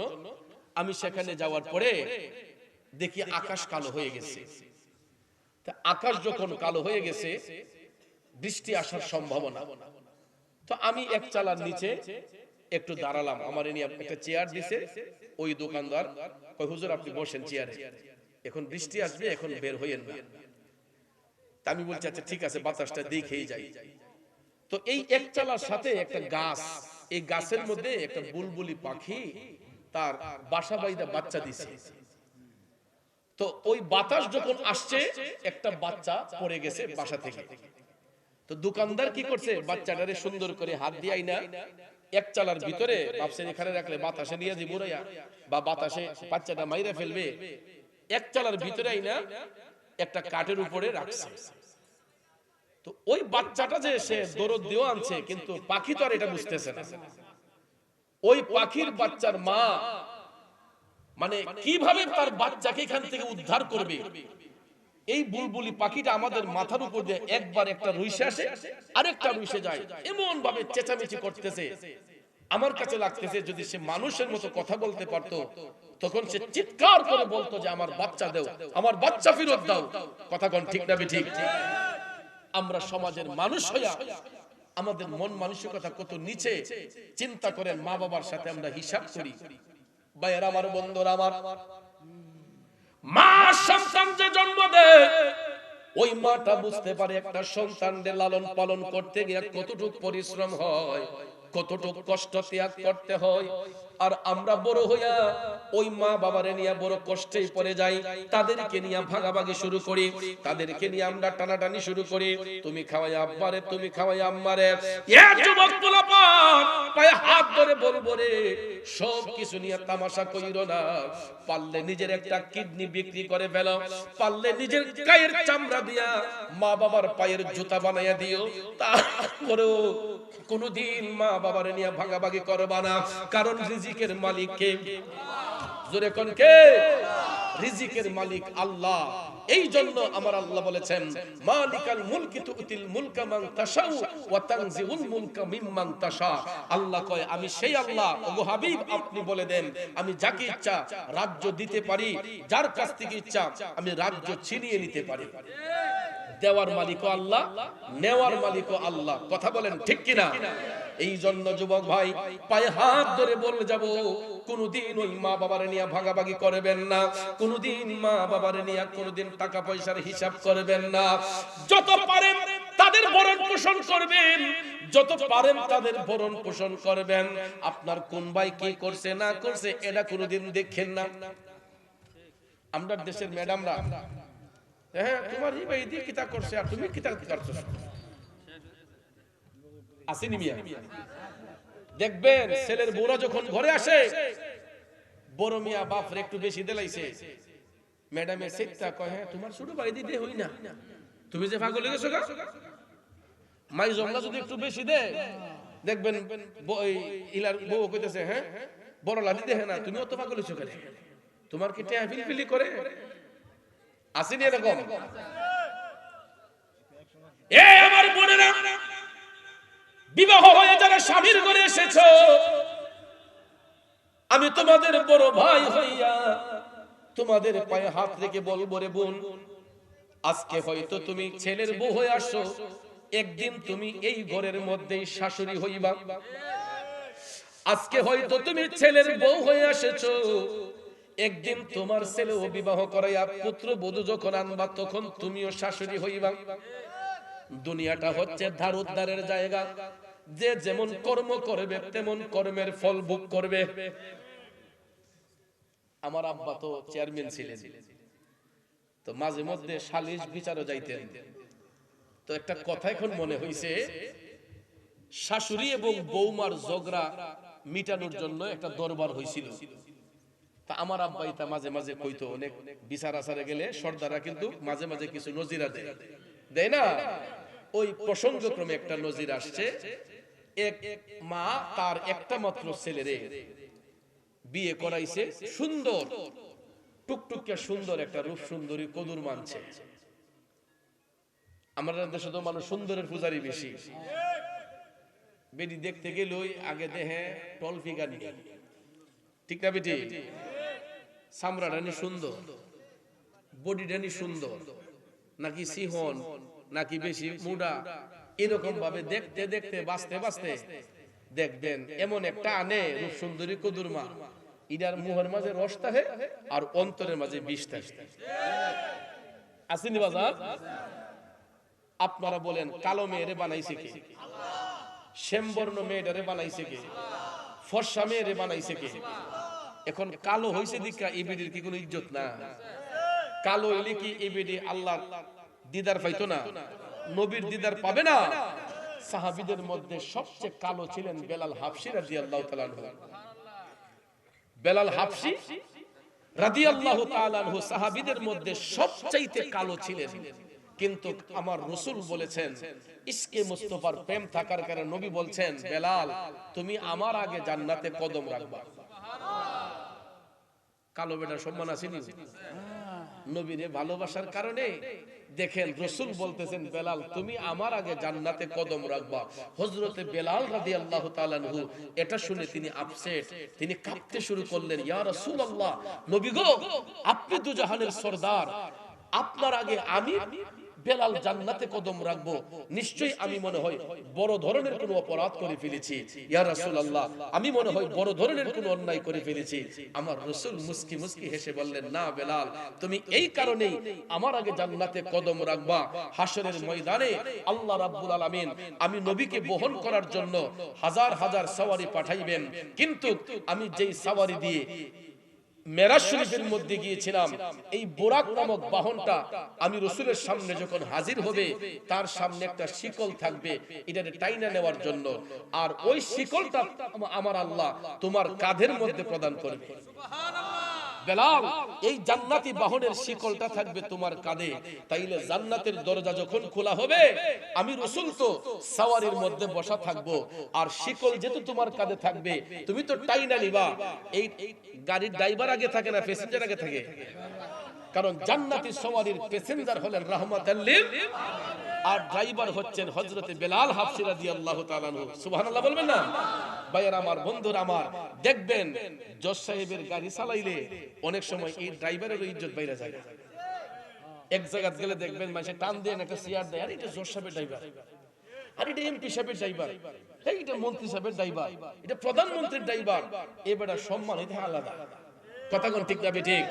তাইলে রাহমাতাল লিল আলামিন নবী জান্নাতি সওয়ারির মধ্যে বসা থাকবেন, আর শিকল থাকবে হযরতে বেলাল হাবশীর কাঁধের মধ্যে। সুবহানাল্লাহ বলবেন না? রাসূল বললেন, বেলাল, ওই শিকলটা তুমি টাইনা দিবা, জান্নাতের দরজা খোলার পরে প্রথম কদমটাই পড়বে তোমার। আরো জোরে কর না সুবহানাল্লাহ। তাইলে নবীর গোলামিতে শান্তি নেওয়া শান্তি। এ বন্ধু, আমাদের মুসলিম পরিবারের মধ্যে আমরা এখন বর্তমানে দেখি সবাই রূপ সুন্দরী কদুর মাসায়, বিয়ে দেখতে গেলে কয় বেটিরা যেন একটু লম্বা হয়, কারণ ছেলেরা বিদেশি, জামাই কি বিদেশি, দেশ আইছে তাইলে একবারে মাশাআল্লাহ, এমন না হইলই তুই না, ঠিক না বেটি? দেখবেন লম্বা চূড়া মেয়ে চাই, সুন্দরী চাই, কিন্তু হ্যাঁ আল্লাহ উত্তম সুন্দরের মালিক। কথা কোন ঠিক না ঠিক? আল্লাহ যাকে যেই সুরত দিয়ে বানাইছে তার জন্য এটা প্রযোজ্য, কিন্তু লম্বা হোক সুন্দরী হোক, যদি তার আখলাক সুন্দর হয় সে হচ্ছে সুন্দরী, যার চরিত্র সুন্দর হবে সে হচ্ছে সুন্দরী। কথা কোন ঠিক কিনা? কিন্তু ওই ভদ্র মহিলা তার একটা মাত্র ছেলেরে বিয়ে করাইছে, কয় আমি সুন্দরী মেয়ে আনতাম না, তো টুকটুক আর সুন্দরী দীক্ষা একটা কিনা লইছে। আসেনি মিয়া? এরা মনে করে যে মনে হয় ছেলেরে দিয়া একটা কাজের বিধি ঘরের মাঝে আনছে। ওই যে মানুষে কয় যে নাফিদ দেখলে কুলির নকু বলে বাইরে যায়। আরে মিয়া, একটা মেয়ে আর একটা সংসার থেকে আপনার সংসারে আসছে, এটা তো আরেক পাতিলার ভাত খাইয়া বড় হইছে, ঠিক না বেটি? ওই ঘরে বড় হইছে, ওই ঘরের একটা পরিবেশ ছিল, আপনার ছেলের মাধ্যমে নেকাহের বন্ধন হইয়া আপনার বাড়িতে বউ হয়ে আসছে, পুত্র বধূ হয়ে আসছে, এটা তো একদিনে শিখতো না। ইদারে আস্তে আস্তে আস্তে আস্তে আপনার ছেলে মনে কইরা মেয়ে মনে কইরা ইদারে যখন গইরা তুলবেন, দেখবেন এই বেটি কোনোদিন সংসারে অশান্তি করতো না। কিন্তু আওয়ার পরের দিনই দেখা যায়, এই বেটি সুরাজ দিছে না করে, 8টা বাজে ঘুমতে উঠছে করে, ওমা এটা কি নতুন বউ, এটা তো শিখতে শিখতে 1-2 মাস যাইব। কথা কোন ঠিক না ঠিক? ভালোবাসা দিয়া, দরদ দিয়া ছেলের বউদেরকে ইজ্জত দিবেন, মায়া করবেন, স্নেহ করবেন, দেখবেন এই ছেলের বউ কোনোদিন শ্বশুরের সাথে বিয়াদবি করবে না, শাশুড়ির সাথে বিয়াদবি করবে না। আর আমার মা বোনদের পায়ে হাত রেখে বলবো, যারা বিবাহের পরে শ্বশুর বাড়িতে আসছেন, শ্বশুরকে নিজের বাবার মতো শ্রদ্ধা করবেন, শাশুড়ি আম্মাকে নিজের মার মতো শ্রদ্ধা করবেন, দেখবেন ওই পরিবারে কোনোদিন অশান্তি হবে না। কথা বলেন ঠিক কিনা? এই জন্য যুবক ভাইয়েরা আমার, লম্বা কথা বলবো না, আমার রাসূল বলেছেন পৃথিবীর সন্তানেরা মৃত্যুর আগের দিন পর্যন্ত মায়ের গোলামি করলেও একটা সন্তানও মায়ের 1 ফোঁটা দুধের ঋণ শোধ করতে পারবে না। আমরা মায়ের কাছে চিরঋণী, আমরা মায়ের কাছে চিরঋণী। এই জন্য অনেক ওলি আব্দাল গাউস কুতুবরা এই রকম চিন্তা ভাবনা কইরা দেখছে, মায়ের সেবা ছাড়া মওলার নৈকট্য হাসিল করা যায় না। ওয়াইসাল কারণের আলোচনা আমার ইউটিউবের মধ্যে এত ভাইরাল হইছে, আমি যেই দিকে যাই সেই দিকে গেলে কই হুজুর ওয়াইসাল কারণের কিছু কথা বলেন, হুজুর ওয়াজ করুনির প্রেমের কাহিনীটা বলেন। বন্ধুরা আমার, বাবাজিরা, আমি অনেক জায়গায় বলি, অনেক জায়গায় বলি না, কারণ একটা আলোচনা বারবার করলে অনেকে মনে করে হুজুর মনে হয় এই আলোচনা ছাড়া অন্য কিছু পারে না। কিন্তু ভাইয়ের আমার, কথা প্রসঙ্গে যেহেতু আসছে, ওয়াইসাল কারণে তিনি আমার নবীর দিদার লাভ করেছেন একমাত্র মায়ের সেবার কারণে। মার সেবা করার কারণে রাসূল বলেছেন, ওয়াইসাল কারণী, তোমার আর মদিনা শরীফ আসতে হবে না, তুমি তোমার বৃদ্ধা মায়ের সেবা করো, আমি রাসূল আয়েশা তোমারে দেখা দিয়ে যাব। ও আশিকুন কা ঈসা বনে হযরত ওয়াইসাল করনি বনে, पाया नबी को एक दात पर उनको 32 घराना खुलोगी खुलोगी, इश्क नबी दिल में पैदा करो, क्या रसूल खुदा को भूलोगी भूलोगी। রবিকে যদি ভালোবাসো বন্ধু, মা বাবার খেদমতের মধ্যে মাশগুল হয়ে যাও। আর আমার নবী বলছেন, যেই সন্তানগুলা মায়ের সাথে বিয়াদবি করে, যেই সন্তানগুলা বাবার দিলে আঘাত দেয়, এদের স্থানটা কোন জায়গায় হয়? আমার রাসূল মেরাজ শরীফে যাওয়ার সময় আপন চোখ মোবারক দিয়ে দেখেছেন। কষ্ট হইতেছে এই কথাটা কি বলবো? আমার নবী মেরাজ শরীফে যাওয়ার সময় প্রথম আসমানে যখন গেলেন, বাবা আদম সফিউল্লাহর সঙ্গে সাক্ষাৎ, তিনি আমার নবীকে অভ্যর্থনা জানালেন। আমার আল্লাহ জান্নাত এবং জাহান্নাম দেখার পারমিশন দিলেন। জিবরাইল আলাইহিস সালাম কয়, নবী গো, আল্লাহ রাব্বুল আলামিন আপনার জন্য জান্নাত এবং জাহান্নাম সুসজ্জিত করে রেখেছেন, আপনি চাইলে আগে জান্নাত দেখতে পারেন, আপনি চাইলে আগে জাহান্নামটাও দেখতে পারেন। আমার নবী ডাক দিয়ে কই, জিবরাইল, আমি জান্নাত দেখব পরে, আগে জাহান্নামের অবস্থাটা আমি দেখতে চাই।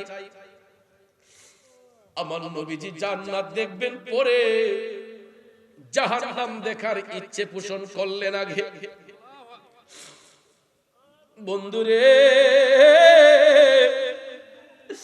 জাহান্নাম দেখতে যাই আমার নবী প্রথমে যখন জাহান্নামে প্রবেশ করলেন, জাহান্নামের গেটের ফেরেশতা আমার নবীরে অভ্যর্থনা জানাইলো। জাহান্নামে প্রবেশ করার সাথে সাথে আমার রাসূল দেখেন দুর্গন্ধ পাওয়া যায়। নাউজুবিল্লাহ বলেন। জাহান্নামে সুগন্ধ না দুর্গন্ধ? জাহান্নামে প্রবেশ করেই রাসূল দুর্গন্ধ পাইলেন। হঠাৎ করে আমার রাসূল জাহান্নামের ডান পাশে তাকাইয়া দেখতেছেন, বিদ্রুপের মতো কান্নার শব্দ শোনা যায়। কি শোনা যায়? বিদ্রুপের মতো কান্নার শব্দ শোনা যায়।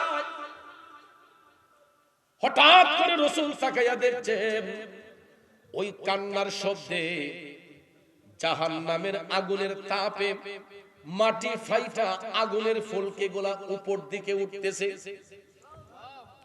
অগ্রহায়ণ মাসে ধান কাটার পরে দেখবেন বাইন ধান যেগুলা খেরের ফাড়ার মাঝে আগুন লাগাইলে দেখবেন আগুনের ফুলকি গুলা লাফায় লাফায় উপরে উঠে, ঠিক না? আমার যুবক বন্ধুরা, আমার মদিনার কামনিওয়ালা নবী, মায়ার নবী দেখতেছেন মাটি ফাইটা আগুনের ফুলকি গুলা উপর দিকে উঠতেছে, আর কবরের ভিতরে বিদ্রুপের মতো কান্নার শব্দ শোনা যাচ্ছে। এ মান্দারপুরের যুবকরা শুনো রে, দয়ার নবী আমার টপ টপ করে চোখের পানি ছেড়ে কান্না করতেছেন।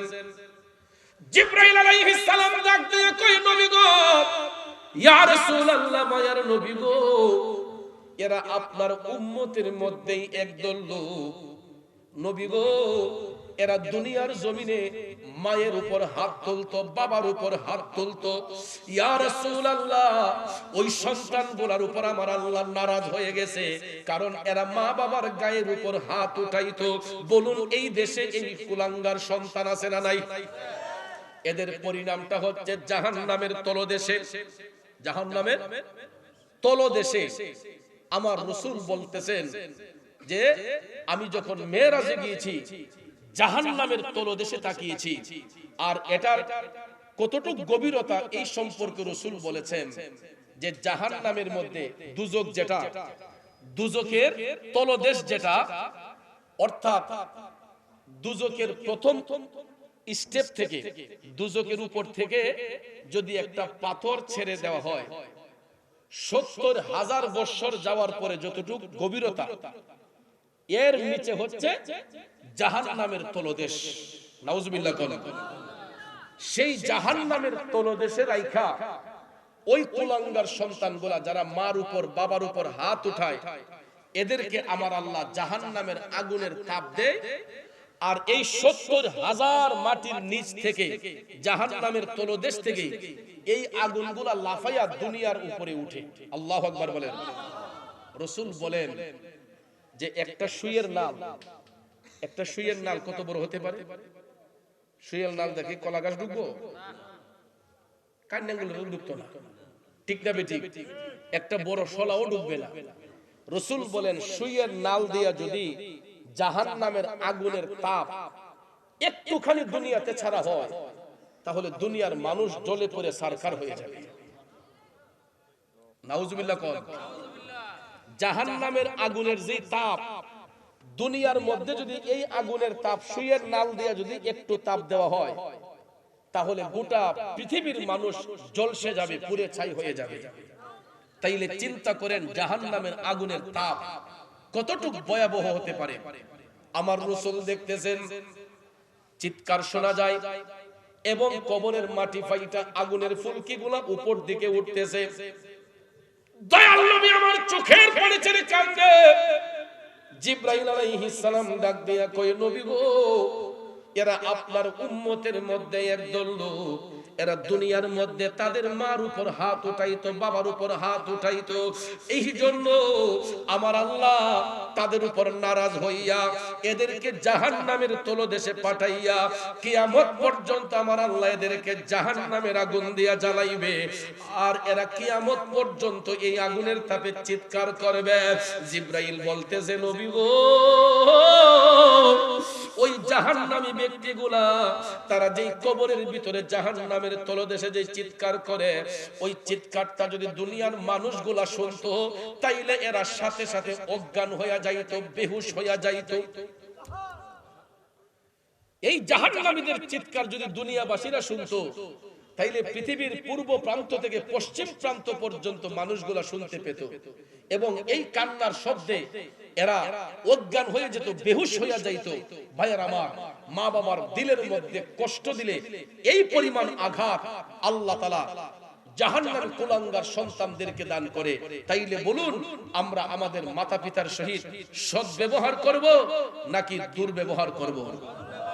সৎ ব্যবহার না দুর্ব্যবহার? এই জন্য আশিক কয়, প্রেমিক কয়, মা তুমি আমার আগে যেও না গুমরে, মা তুমি আমার আগে যেও না গুমরে। আমি কেমন করে দেব মাটি তোমার কবরে, আমি কেমন করে দেব মাটি তোমার কবরে। মা তুমি আমার আগে যেও না গুমরে, মা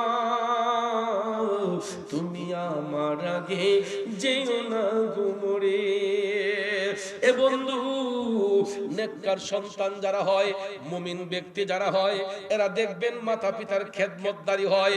আর ওই সন্তানগুলা প্রায় সময় আমি দেখি আমার মসজিদে যাইয়া, মাহফিলে যাইয়া আমার কানের কাছে গিয়া কয়, হুজুর আমার আব্বার জন্য দোয়া কইরেন, আমার আম্মার জন্য দোয়া কইরেন। হুজুর আমার আব্বা অসুস্থ, হুজুর আমার আম্মা অসুস্থ, হুজুর আমার আব্বা দুনিয়াতে নাই, আমার আম্মা দুনিয়াতে নাই। সন্তানগুলা চোখের পানি ছেড়ে ছেড়ে মা বাবার জন্য দোয়া চায়।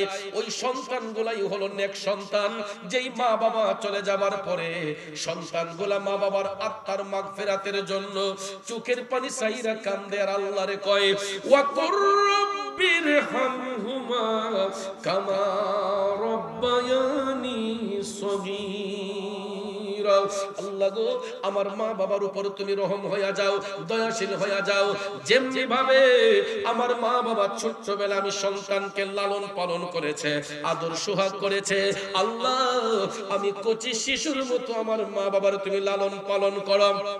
তাফসিরে রুহুল বয়ান এই আয়াতে পাকের তাফসির করতে গিয়া বলেছে, সন্তান যখন চোখের পানি ছাইরা মা বাবার আত্মার মাগফিরাত কামনা করে, ওই সন্তানের চোখের পানিটা জমিনে পড়ার আগেই আমার আল্লাহ তার মা বাবা রুহের উপর খুশি হইয়া যায়।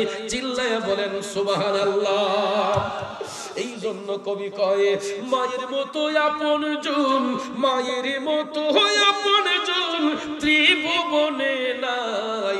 মায়ের কদমের নিচে জান্নাত দিলেন খোদায়, মায়ের কদমের নিচে জান্নাত দিলেন খোদায়। কত আদর যত্ন করে লালন করলো মায়, এই দুনিয়ায় মায়ের মতো আপন কেহ নাই রে, আপন কেহ নাই। ঠিক কিনা? दोनों जहान आसान होबे, दोनों जहान आसान होबे माয়ের সেবায়। মায়ের কদমের নিচে জান্নাত দিলেন খোদায়, মায়ের কদমের নিচে জান্নাত দিলেন খোদায়। মা ডাকটি কত মধুর জানে যে সবাই, মায়ের একটু আদরেতে কি যে শান্তি পাই রে, কি যে শান্তি পাই। কবুল হজের সওয়াব হয়, কি হজের, কি হজের? লক্ষ লক্ষ টাকা খরচ করে হাজী সাহেবরা মক্কা শরীফ যায়, মদিনা শরীফ যায়। এ মান্দারপুরের নবীর প্রেমিকেরা, এ মায়ের সন্তানেরা শুনো, লক্ষ লক্ষ টাকা খরচ করে হাজী সাহেবরা মক্কা শরীফ যায়, মদিনা শরীফ যায়। বড় হজ করতে গেলে বর্তমানে কমপক্ষে 6 লক্ষ থেকে 7 লাখ টাকা লাগে, ঠিক কিনা? মানলাম 7 লাখ টাকা আপনি খরচ করে মক্কা শরীফ গেলেন, মদিনা শরীফ গিয়া বাংলাদেশে আইসা হজির রুমালটা মাথার দিয়া হাজী সাহেব কইতার বলি যে আমার হজ আল্লাহ কবুল কইরা লইছে, গ্যারান্টি আছে? এ নবীর প্রেমিকেরা লক্ষ লক্ষ টাকা খরচ কইরা মক্কা শরীফ ঘুরে আসলেন, মদিনা শরীফ ঘুরে আসলেন, কিন্তু ওই হজের কোনো গ্যারান্টি নাই। এই হজের কোনো গ্যারান্টি কেউ দিতে পারবে না, কিন্তু আমার রাসূল একটা গ্যারান্টি দিয়েছেন। রাসূল বলেছেন, কোন সন্তান যদি তার মায়ের চেহারার দিকে একবার, কয়বার? কোন সন্তান যদি তার মার চেহারার দিকে একবার মোহব্বতের নজরে তাকায়, মায়ার নজরে তাকায়, মাটা কালো হোক, শ্যাম বর্ণ হোক, উজ্জ্বল বর্ণ হোক, ফর্সা হোক, আমার রাসূল বলেন কোন সন্তান যদি মোহব্বতের নজরে একবার তার মায়ের চেহারার দিকে তাকায়, আমার আল্লাহ ওই সন্তানের আমলে একটা কবুল হজের সওয়াব দান করবে। এই কথা শোনার সাথে সাথে নবীর সাহাবী ডাক দিয়া বললেন, ইয়া রাসূলুল্লাহ, নবী গো, আমি যদি আমার মার চেহারার দিকে দৈনিক 10 বার তাকাই, আমার রাসূল ঘোষণা করেন 10টা কবুল হজের সওয়াব। সাহাবী ডাক দিলেন, ইয়া রাসূলুল্লাহ, নবী গো, আমি যদি আমার মার চেহারার দিকে দৈনিক 100 বার তাকাই, আমার রাসূল বললেন উম্মত 100টা কবুল হজের সওয়াব। সাহাবী ডাক দিয়া বলতেছেন, নবী গো,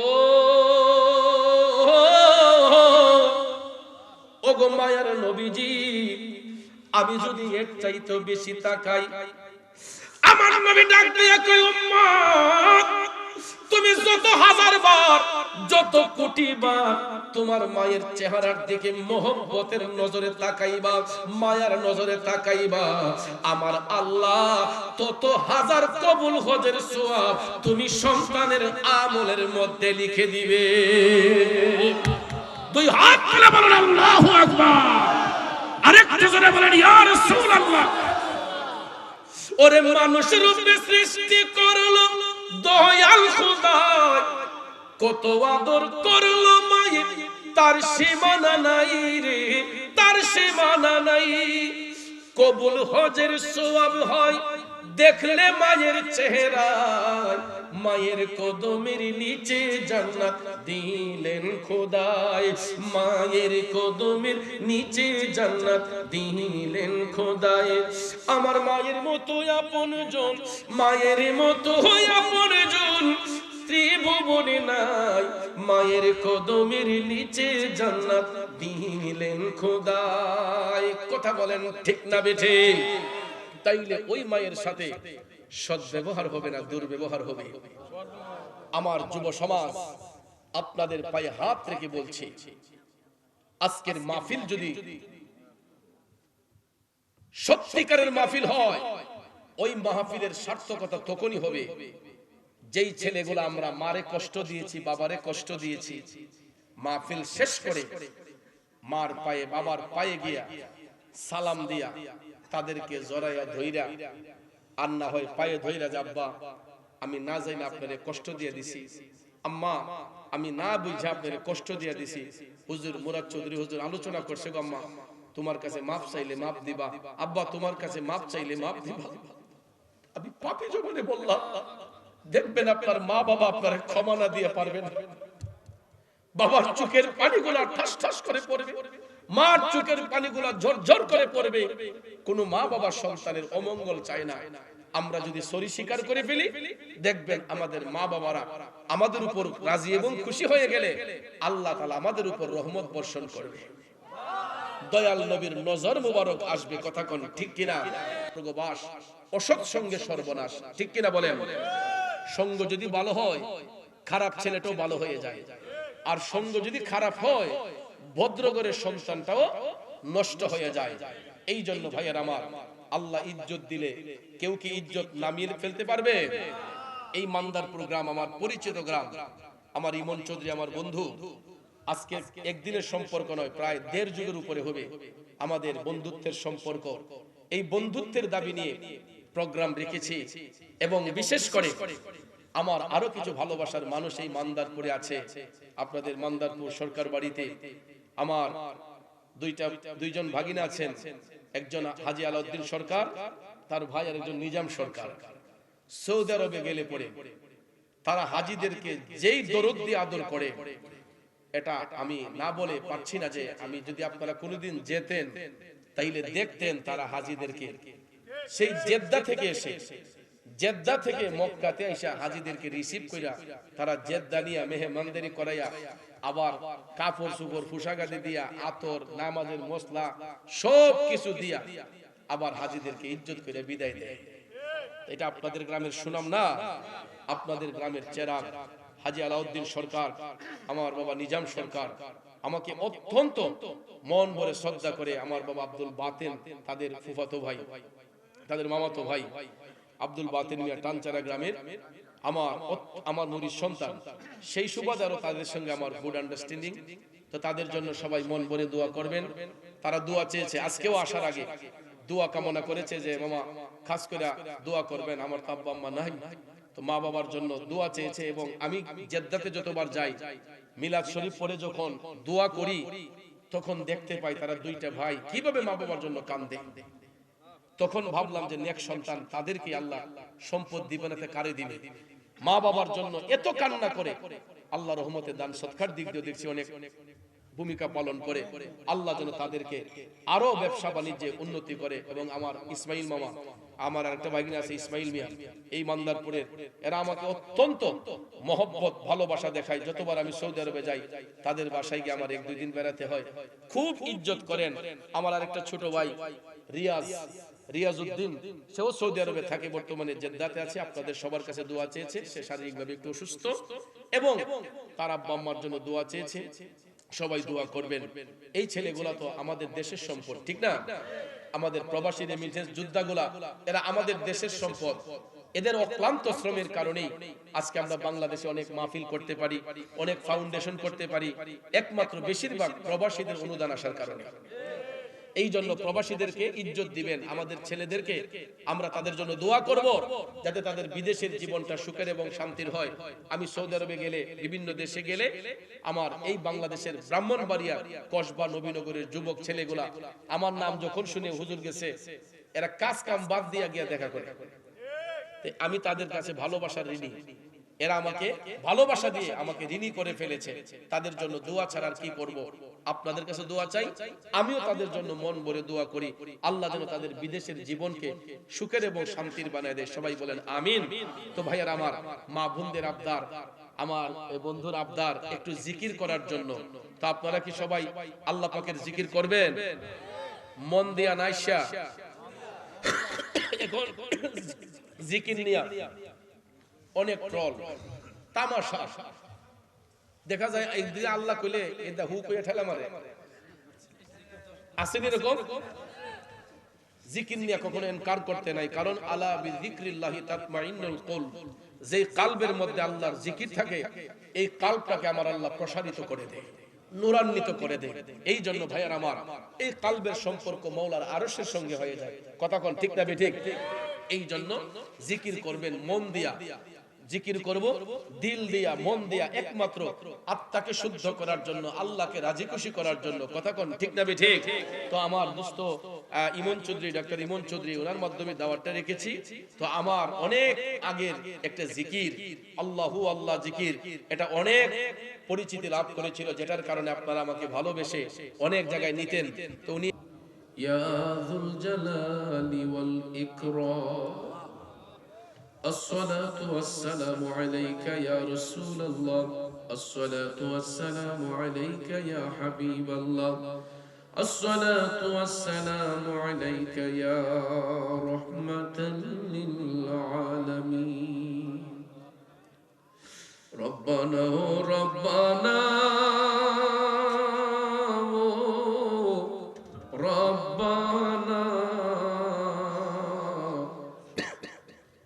মাফ করে দাও জীবনের সব গুনাহ,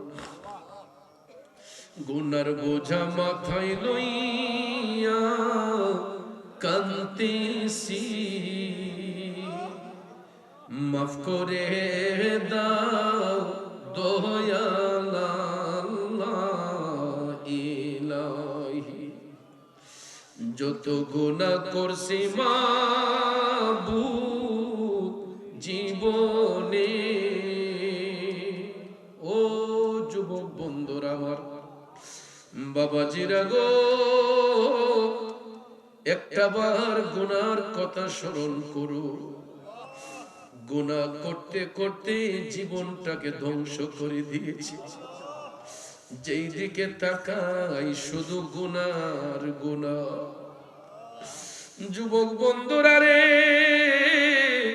ও বাবাজিরা আমার, আমরা যদিও গুনাহগার, আমরা দয়াল নবীর উম্মত হয়েছি। ওই নবীর মহব্বত অন্তরে নিয়ে আমার আল্লাহর একটা ডাক দিয়া কোন, যত গুনাহ করছি মাবুদ জীবনে,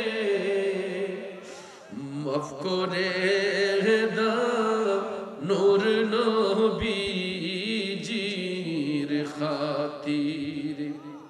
আল্লাহ তুমি যদি মাফ না করো তোমার বান্দারে, বলো তোমার বান্দা যাবি কার ধারে। রব্বানা আতিনা ফিদ দুনিয়া হাসানাতাও ওয়া ফিল আখিরাতি হাসানাতাও وقنا عذاب النار وقنا عذاب القبور وقنا عذاب الحشر وقنا عذاب الفلسرات وقنا عذاب الميزان وقنا عذاب اليوم القيامة. ربنا اغفر لي ربنا اغفر لي ولوالدي رب ارحمهما কামা রব্বায়ানি সগীরা ওয়া কুর রব্বিরহামহুমা কামা রব্বায়ানি সগীরা। মাবুদ, কুদরতের নজর দিয়ে একটিবার তাকায়া দেখো, রাত প্রায় 1:30টার মতো হয়ে গেল, এখনো তোমার প্রেমের পাগলরা জান্নাতের বাগান ছেড়ে যাচ্ছে না। আল্লাহ, ঐতিহ্যবাহী মান্দারপুর আল্লাহ মরহুম আবুল হক খন্দকার সাহেবের বাড়ি প্রাঙ্গণে আল্লাহ মানব কল্যাণ ফাউন্ডেশনের যুবক ভাইয়েরা দিনকে দিন বলে নাই, রাতকে রাত বলে নাই, কবরবাসীরা তার মাগফিরাতের জন্য আজকের এই 32তম বার্ষিক সুন্নি মহাসম্মেলন আয়োজন করেছে। আল্লাহ, দেশ বিখ্যাত উলামায়ে কেরামগণ কোরআন সুন্নাহর আলোচনা করেছেন। বিদায় বেলা আমি গুনাহগার যা কিছু নজরানা পেশ করলাম, ভুল ত্রুটি বেয়াদবি ক্ষমা করে দিয়া যা সওয়াব মঞ্জুর করেছ লক্ষ কোটি গুণে বাড়াইয়া দু জাহানের বাদশা দয়াল নবীজির পবিত্র কদম শরীফে হাদিয়া দান কবুল করে নাও রব্বুল আলামিন। বিশেষ করে আল্লাহ, আমরা যারা হাত উঠাইলাম, জানি না কে জানি আমার মতো বাবা হারাইতি, আল্লাহ কার জানি দুঃখিনী মা অন্ধকার কবর। আল্লাহ তোমার কুদরতের নজর দিয়া তাকাও, বাবা হারা সন্তান গুলা বাবার জন্য কান্দে, মা হারা সন্তান গুলা মা মা কইয়া ছটফট ছটফট করতেছে। আব্বা আম্মা যারো না এই সংসারে, এতিম বানাইয়া গেল আমরা। আল্লাহ, ভিক্ষা চাই, জানি না কে জানি আমার মতো বাবা হারাইতি, কার জানি দুঃখিনী মা অন্ধকার কবরে। ভিক্ষা চাই মামুন, যাদের আব্বা আম্মা দাদা দাদি নানা নানি পীর উস্তাদ পাড়া প্রতিবেশী খেশোয়াত কারিব আত্মীয় স্বজন বন্ধু বান্ধব শ্বশুর শাশুড়ির খানদানের যত মুর্দেগান কবরের বাসিন্দা হয়েছেন, আল্লাহ তাদের প্রত্যেকের কবরের আযাব তুমি মাফ করে দাও, কবর গুনাহকে জান্নাতের বাগান বানাইয়া দাও। আল্লাহ, এই মান্দারপুরের গুরুস্থানে আশেপাশের এলাকার গুরুস্থানে যত কবরবাসীরা শুয়ে আছেন, তাদের রূহ হয়তো আমাদের দিকে তাকাই আছে। ভিক্ষা চাই মাবুদ, প্রত্যেক কবরবাসীর কবরের আযাব তুমি মাফ করে দাও রব্বুল আলামিন। বিশেষ করে আল্লাহ, যাদের করে এখনো মা বাবা বেঁচে আছেন, আরো দীর্ঘদিন নেক হায়াতে বরকত দাও। আমার সামনে ডাইনে বামে পিছনে যারা হাত তুলে আমিন আমিন বলে ডাকতেছেন, যারা ব্যবসা করে ব্যবসায় বরকত দাও, যারা চাকরি করে চাকরিতে বরকত দাও, বেকার থাকলে ইজ্জতের কাজের ব্যবস্থা করে দাও। আল্লাহ, যারা বিদেশ যেতে চোখ সুন্দর করে যাওয়ার ব্যবস্থা করে দাও, আর যারা বিদেশে আছে আল্লাহ তোমার হাওলা করে দিলাম, ও হালাল রুজি করার সুযোগ করে দাও। এই মানব কল্যাণ ফাউন্ডেশনের অনেক সদস্যরা বিদেশের মধ্যে আছে, আল্লাহ সকল প্রবাসীদেরকে তোমার হাওলা করে দিলাম, আর কিসিম বালা মুসিবত থেকে হেফাজত করো। আজকের এই মাহফিল করতে যাইয়া যারা টাকা দিয়া পয়সা দিয়া ধন দিয়া মন দিয়া সার্বিক সহযোগিতা আর্থিক সহযোগিতা উপস্থিতির সহযোগিতা করেছেন, প্রত্যেকের সাহায্য সহযোগিতারে তুমি কবুল করে নাও। আল্লাহ তাআলা, বিশেষ করে আজকের মাহফিলের সম্মানিত সভাপতি, আমাদের সবার প্রিয় মানুষ, সবার শ্রদ্ধার মানুষ আলহাজ আজিজুল হক চৌধুরী মাস্টার সাহেবের হায়াতের মধ্যে বরকত দাও। আল্লাহ, বাজান অসুস্থ তোমার বান্দাকে পরিপূর্ণ শেফা তুমি দান করে দাও। ওনার পরিবার প্রত্যেকটা ছেলে মেয়ের হায়াতে বরকত দাও। সহ সভাপতি খন্দকার আবু তাহের সাহেবের ব্যবসা বাণিজ্য উন্নতি দান করে দাও, হায়াতে বরকত দাও, ছেলে মেয়ের হায়াতে বরকত দাও। আল্লাহ আজকে যারা আলোচনা করলেন আমার স্নেহের হযরত মাওলানা হাফেজ রায়হান জালালি আশিকি হায়াত ইলমের দরজাত বুলন্দ করো। হযরত মাওলানা সিরাজুল ইসলাম সিরাজি সাহেবের হায়াত ইলমে বরকত দাও। হাফেজ গোলাম রাব্বি ইবনে ইউসুফ আল্লাহ হায়াত ইলমে বরকত দাও। রব্বুল আলামিন বিশেষ করে মুহাম্মদ আব্দুর রাকিব আল্লাহ তোমার হাবিবের শানে নাত পরিবেশন করছে তার সিনাকে প্রশস্ত করো। প্রফেসর মিজানুর রহমান সাহেবের মিজানুর রহমান খন্দকার সাহেবের হায়াতের মধ্যে বরকত দাও। খন্দকার মাহবুবুর রহমান সাহেবের হায়াতে ইলমে বরকত দাও। এতক্ষণ যিনি চমৎকার ভাষায় মাহফিল উপস্থাপন করলেন আমার জিলানী ভাই আল্লাহ তোমার বান্দার হায়াতে ইলমের দরজা তুমি বুলন্দ করে দাও। আল্লাহ যার মাধ্যমে দাওয়াত কবুল করেছি আমার সহযোদ্ধা আমার বন্ধুবর ডাক্তার ইমন চৌধুরী সাহেব আল্লাহ আমার ভাইয়ের ব্যবসা বাণিজ্য উন্নতি দান করো। তার পরিবার ছেলে মেয়ের হায়াতে বরকত দাও। তার শ্বশুর শাশুড়ির হায়াতে বরকত দাও। আল্লাহ তার মা বাবার হায়াতে বরকত দাও। রব্বুল আলামিন বিশেষ করে আল্লাহ এই এলাকার কৃতি সন্তান আল্লাহ সরকার বাড়ির কৃতি সন্তান হাজী আলাউদ্দিন সরকার আমার ভাগিনা আল্লাহ সৌদি আরবের স্বনামধন্য ব্যবসায়ী আমার বাবাজির ব্যবসা বাণিজ্য উন্নতি দান করো। আল্লাহ হাজী আলাউদ্দিন সরকার সাহেবের আব্বা আম্মা দুনিয়াতে নাই আল্লাহ ওনার মা বাবার কবরটাকে জান্নাতের বাগান বানাইও। হাজী নিজাম সরকার সাহেবের মা বাবার কবরটাকে জান্নাতের বাগান বানাইও। এইভাবে আল্লাহ আমার ভাগিনা ইসমাইল সাহেব দোয়া চাইছে প্রবাস জীবনকে সুখের এবং শান্তির বানাইও। আমার আব্দুল বাতেন মিয়া মা বাবা দুনিয়াতে নাই আল্লাহ তার আব্বা আম্মার কবরটাকে জান্নাতের বাগান বানাও। আল্লাহ আমার স্নেহের রিয়াজউদ্দিন আল্লাহ তাআলা বিদেশ থেকে দোয়া কামনা করেছে আল্লাহ তার মা বাবার হায়াতে বরকত দাও। আল্লাহ তাকে শারীরিক সুস্থতার নিয়ামত দাও। এই খন্দকার বাড়ির যত মানুষ দুনিয়া ছেড়ে অন্ধকার কবরে একজন একজন করে নাম বললে কয়জনের নাম বলবো আল্লাহ সবার কবরটাকে জান্নাতের বাগান বানাইও। খন্দকার বাড়ির যত সদস্যরা এখনো বেঁচে আছেন সবাইকে সুস্থতার নিয়ামত দিয়ে ধন্য করো। আল্লাহ এই মানব কল্যাণ ফাউন্ডেশনের সকল সদস্যদেরকে তুমি কবুল করে নিও রব্বুল আলামিন।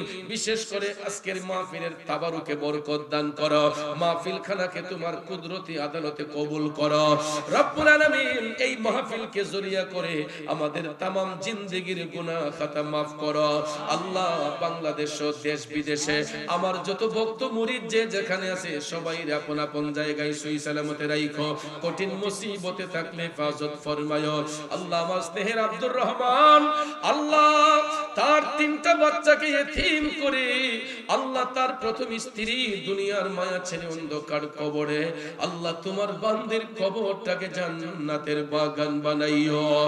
এই রকম ভাবে আল্লাহ নাম জানা না জানা সবার হাত গোলা তুমি কবুল করো আল্লাহ। রাস্তাঘাটে মৃত্যু দিও না, অ্যাক্সিডেন্টে মৃত্যু দিও না, নৌকা ডুবন্তস্থায় মৃত্যু দিও না, জোর তুফানে ফালায় মাইরো না, দুশমনের দুশমনেতে ফালায় মাইরো না, জালিমের অত্যাচারিতে ফালায় মাইরো না আল্লাহ। রাইতলার আমার বাবা হানিফ মিয়া আল্লাহ তার ভগ্নিপতি দুনিয়া ছেড়ে অন্ধকার কবরে আল্লাহ তোমার বান্দার কবরটাকে জান্নাতের বাগান বানাইও।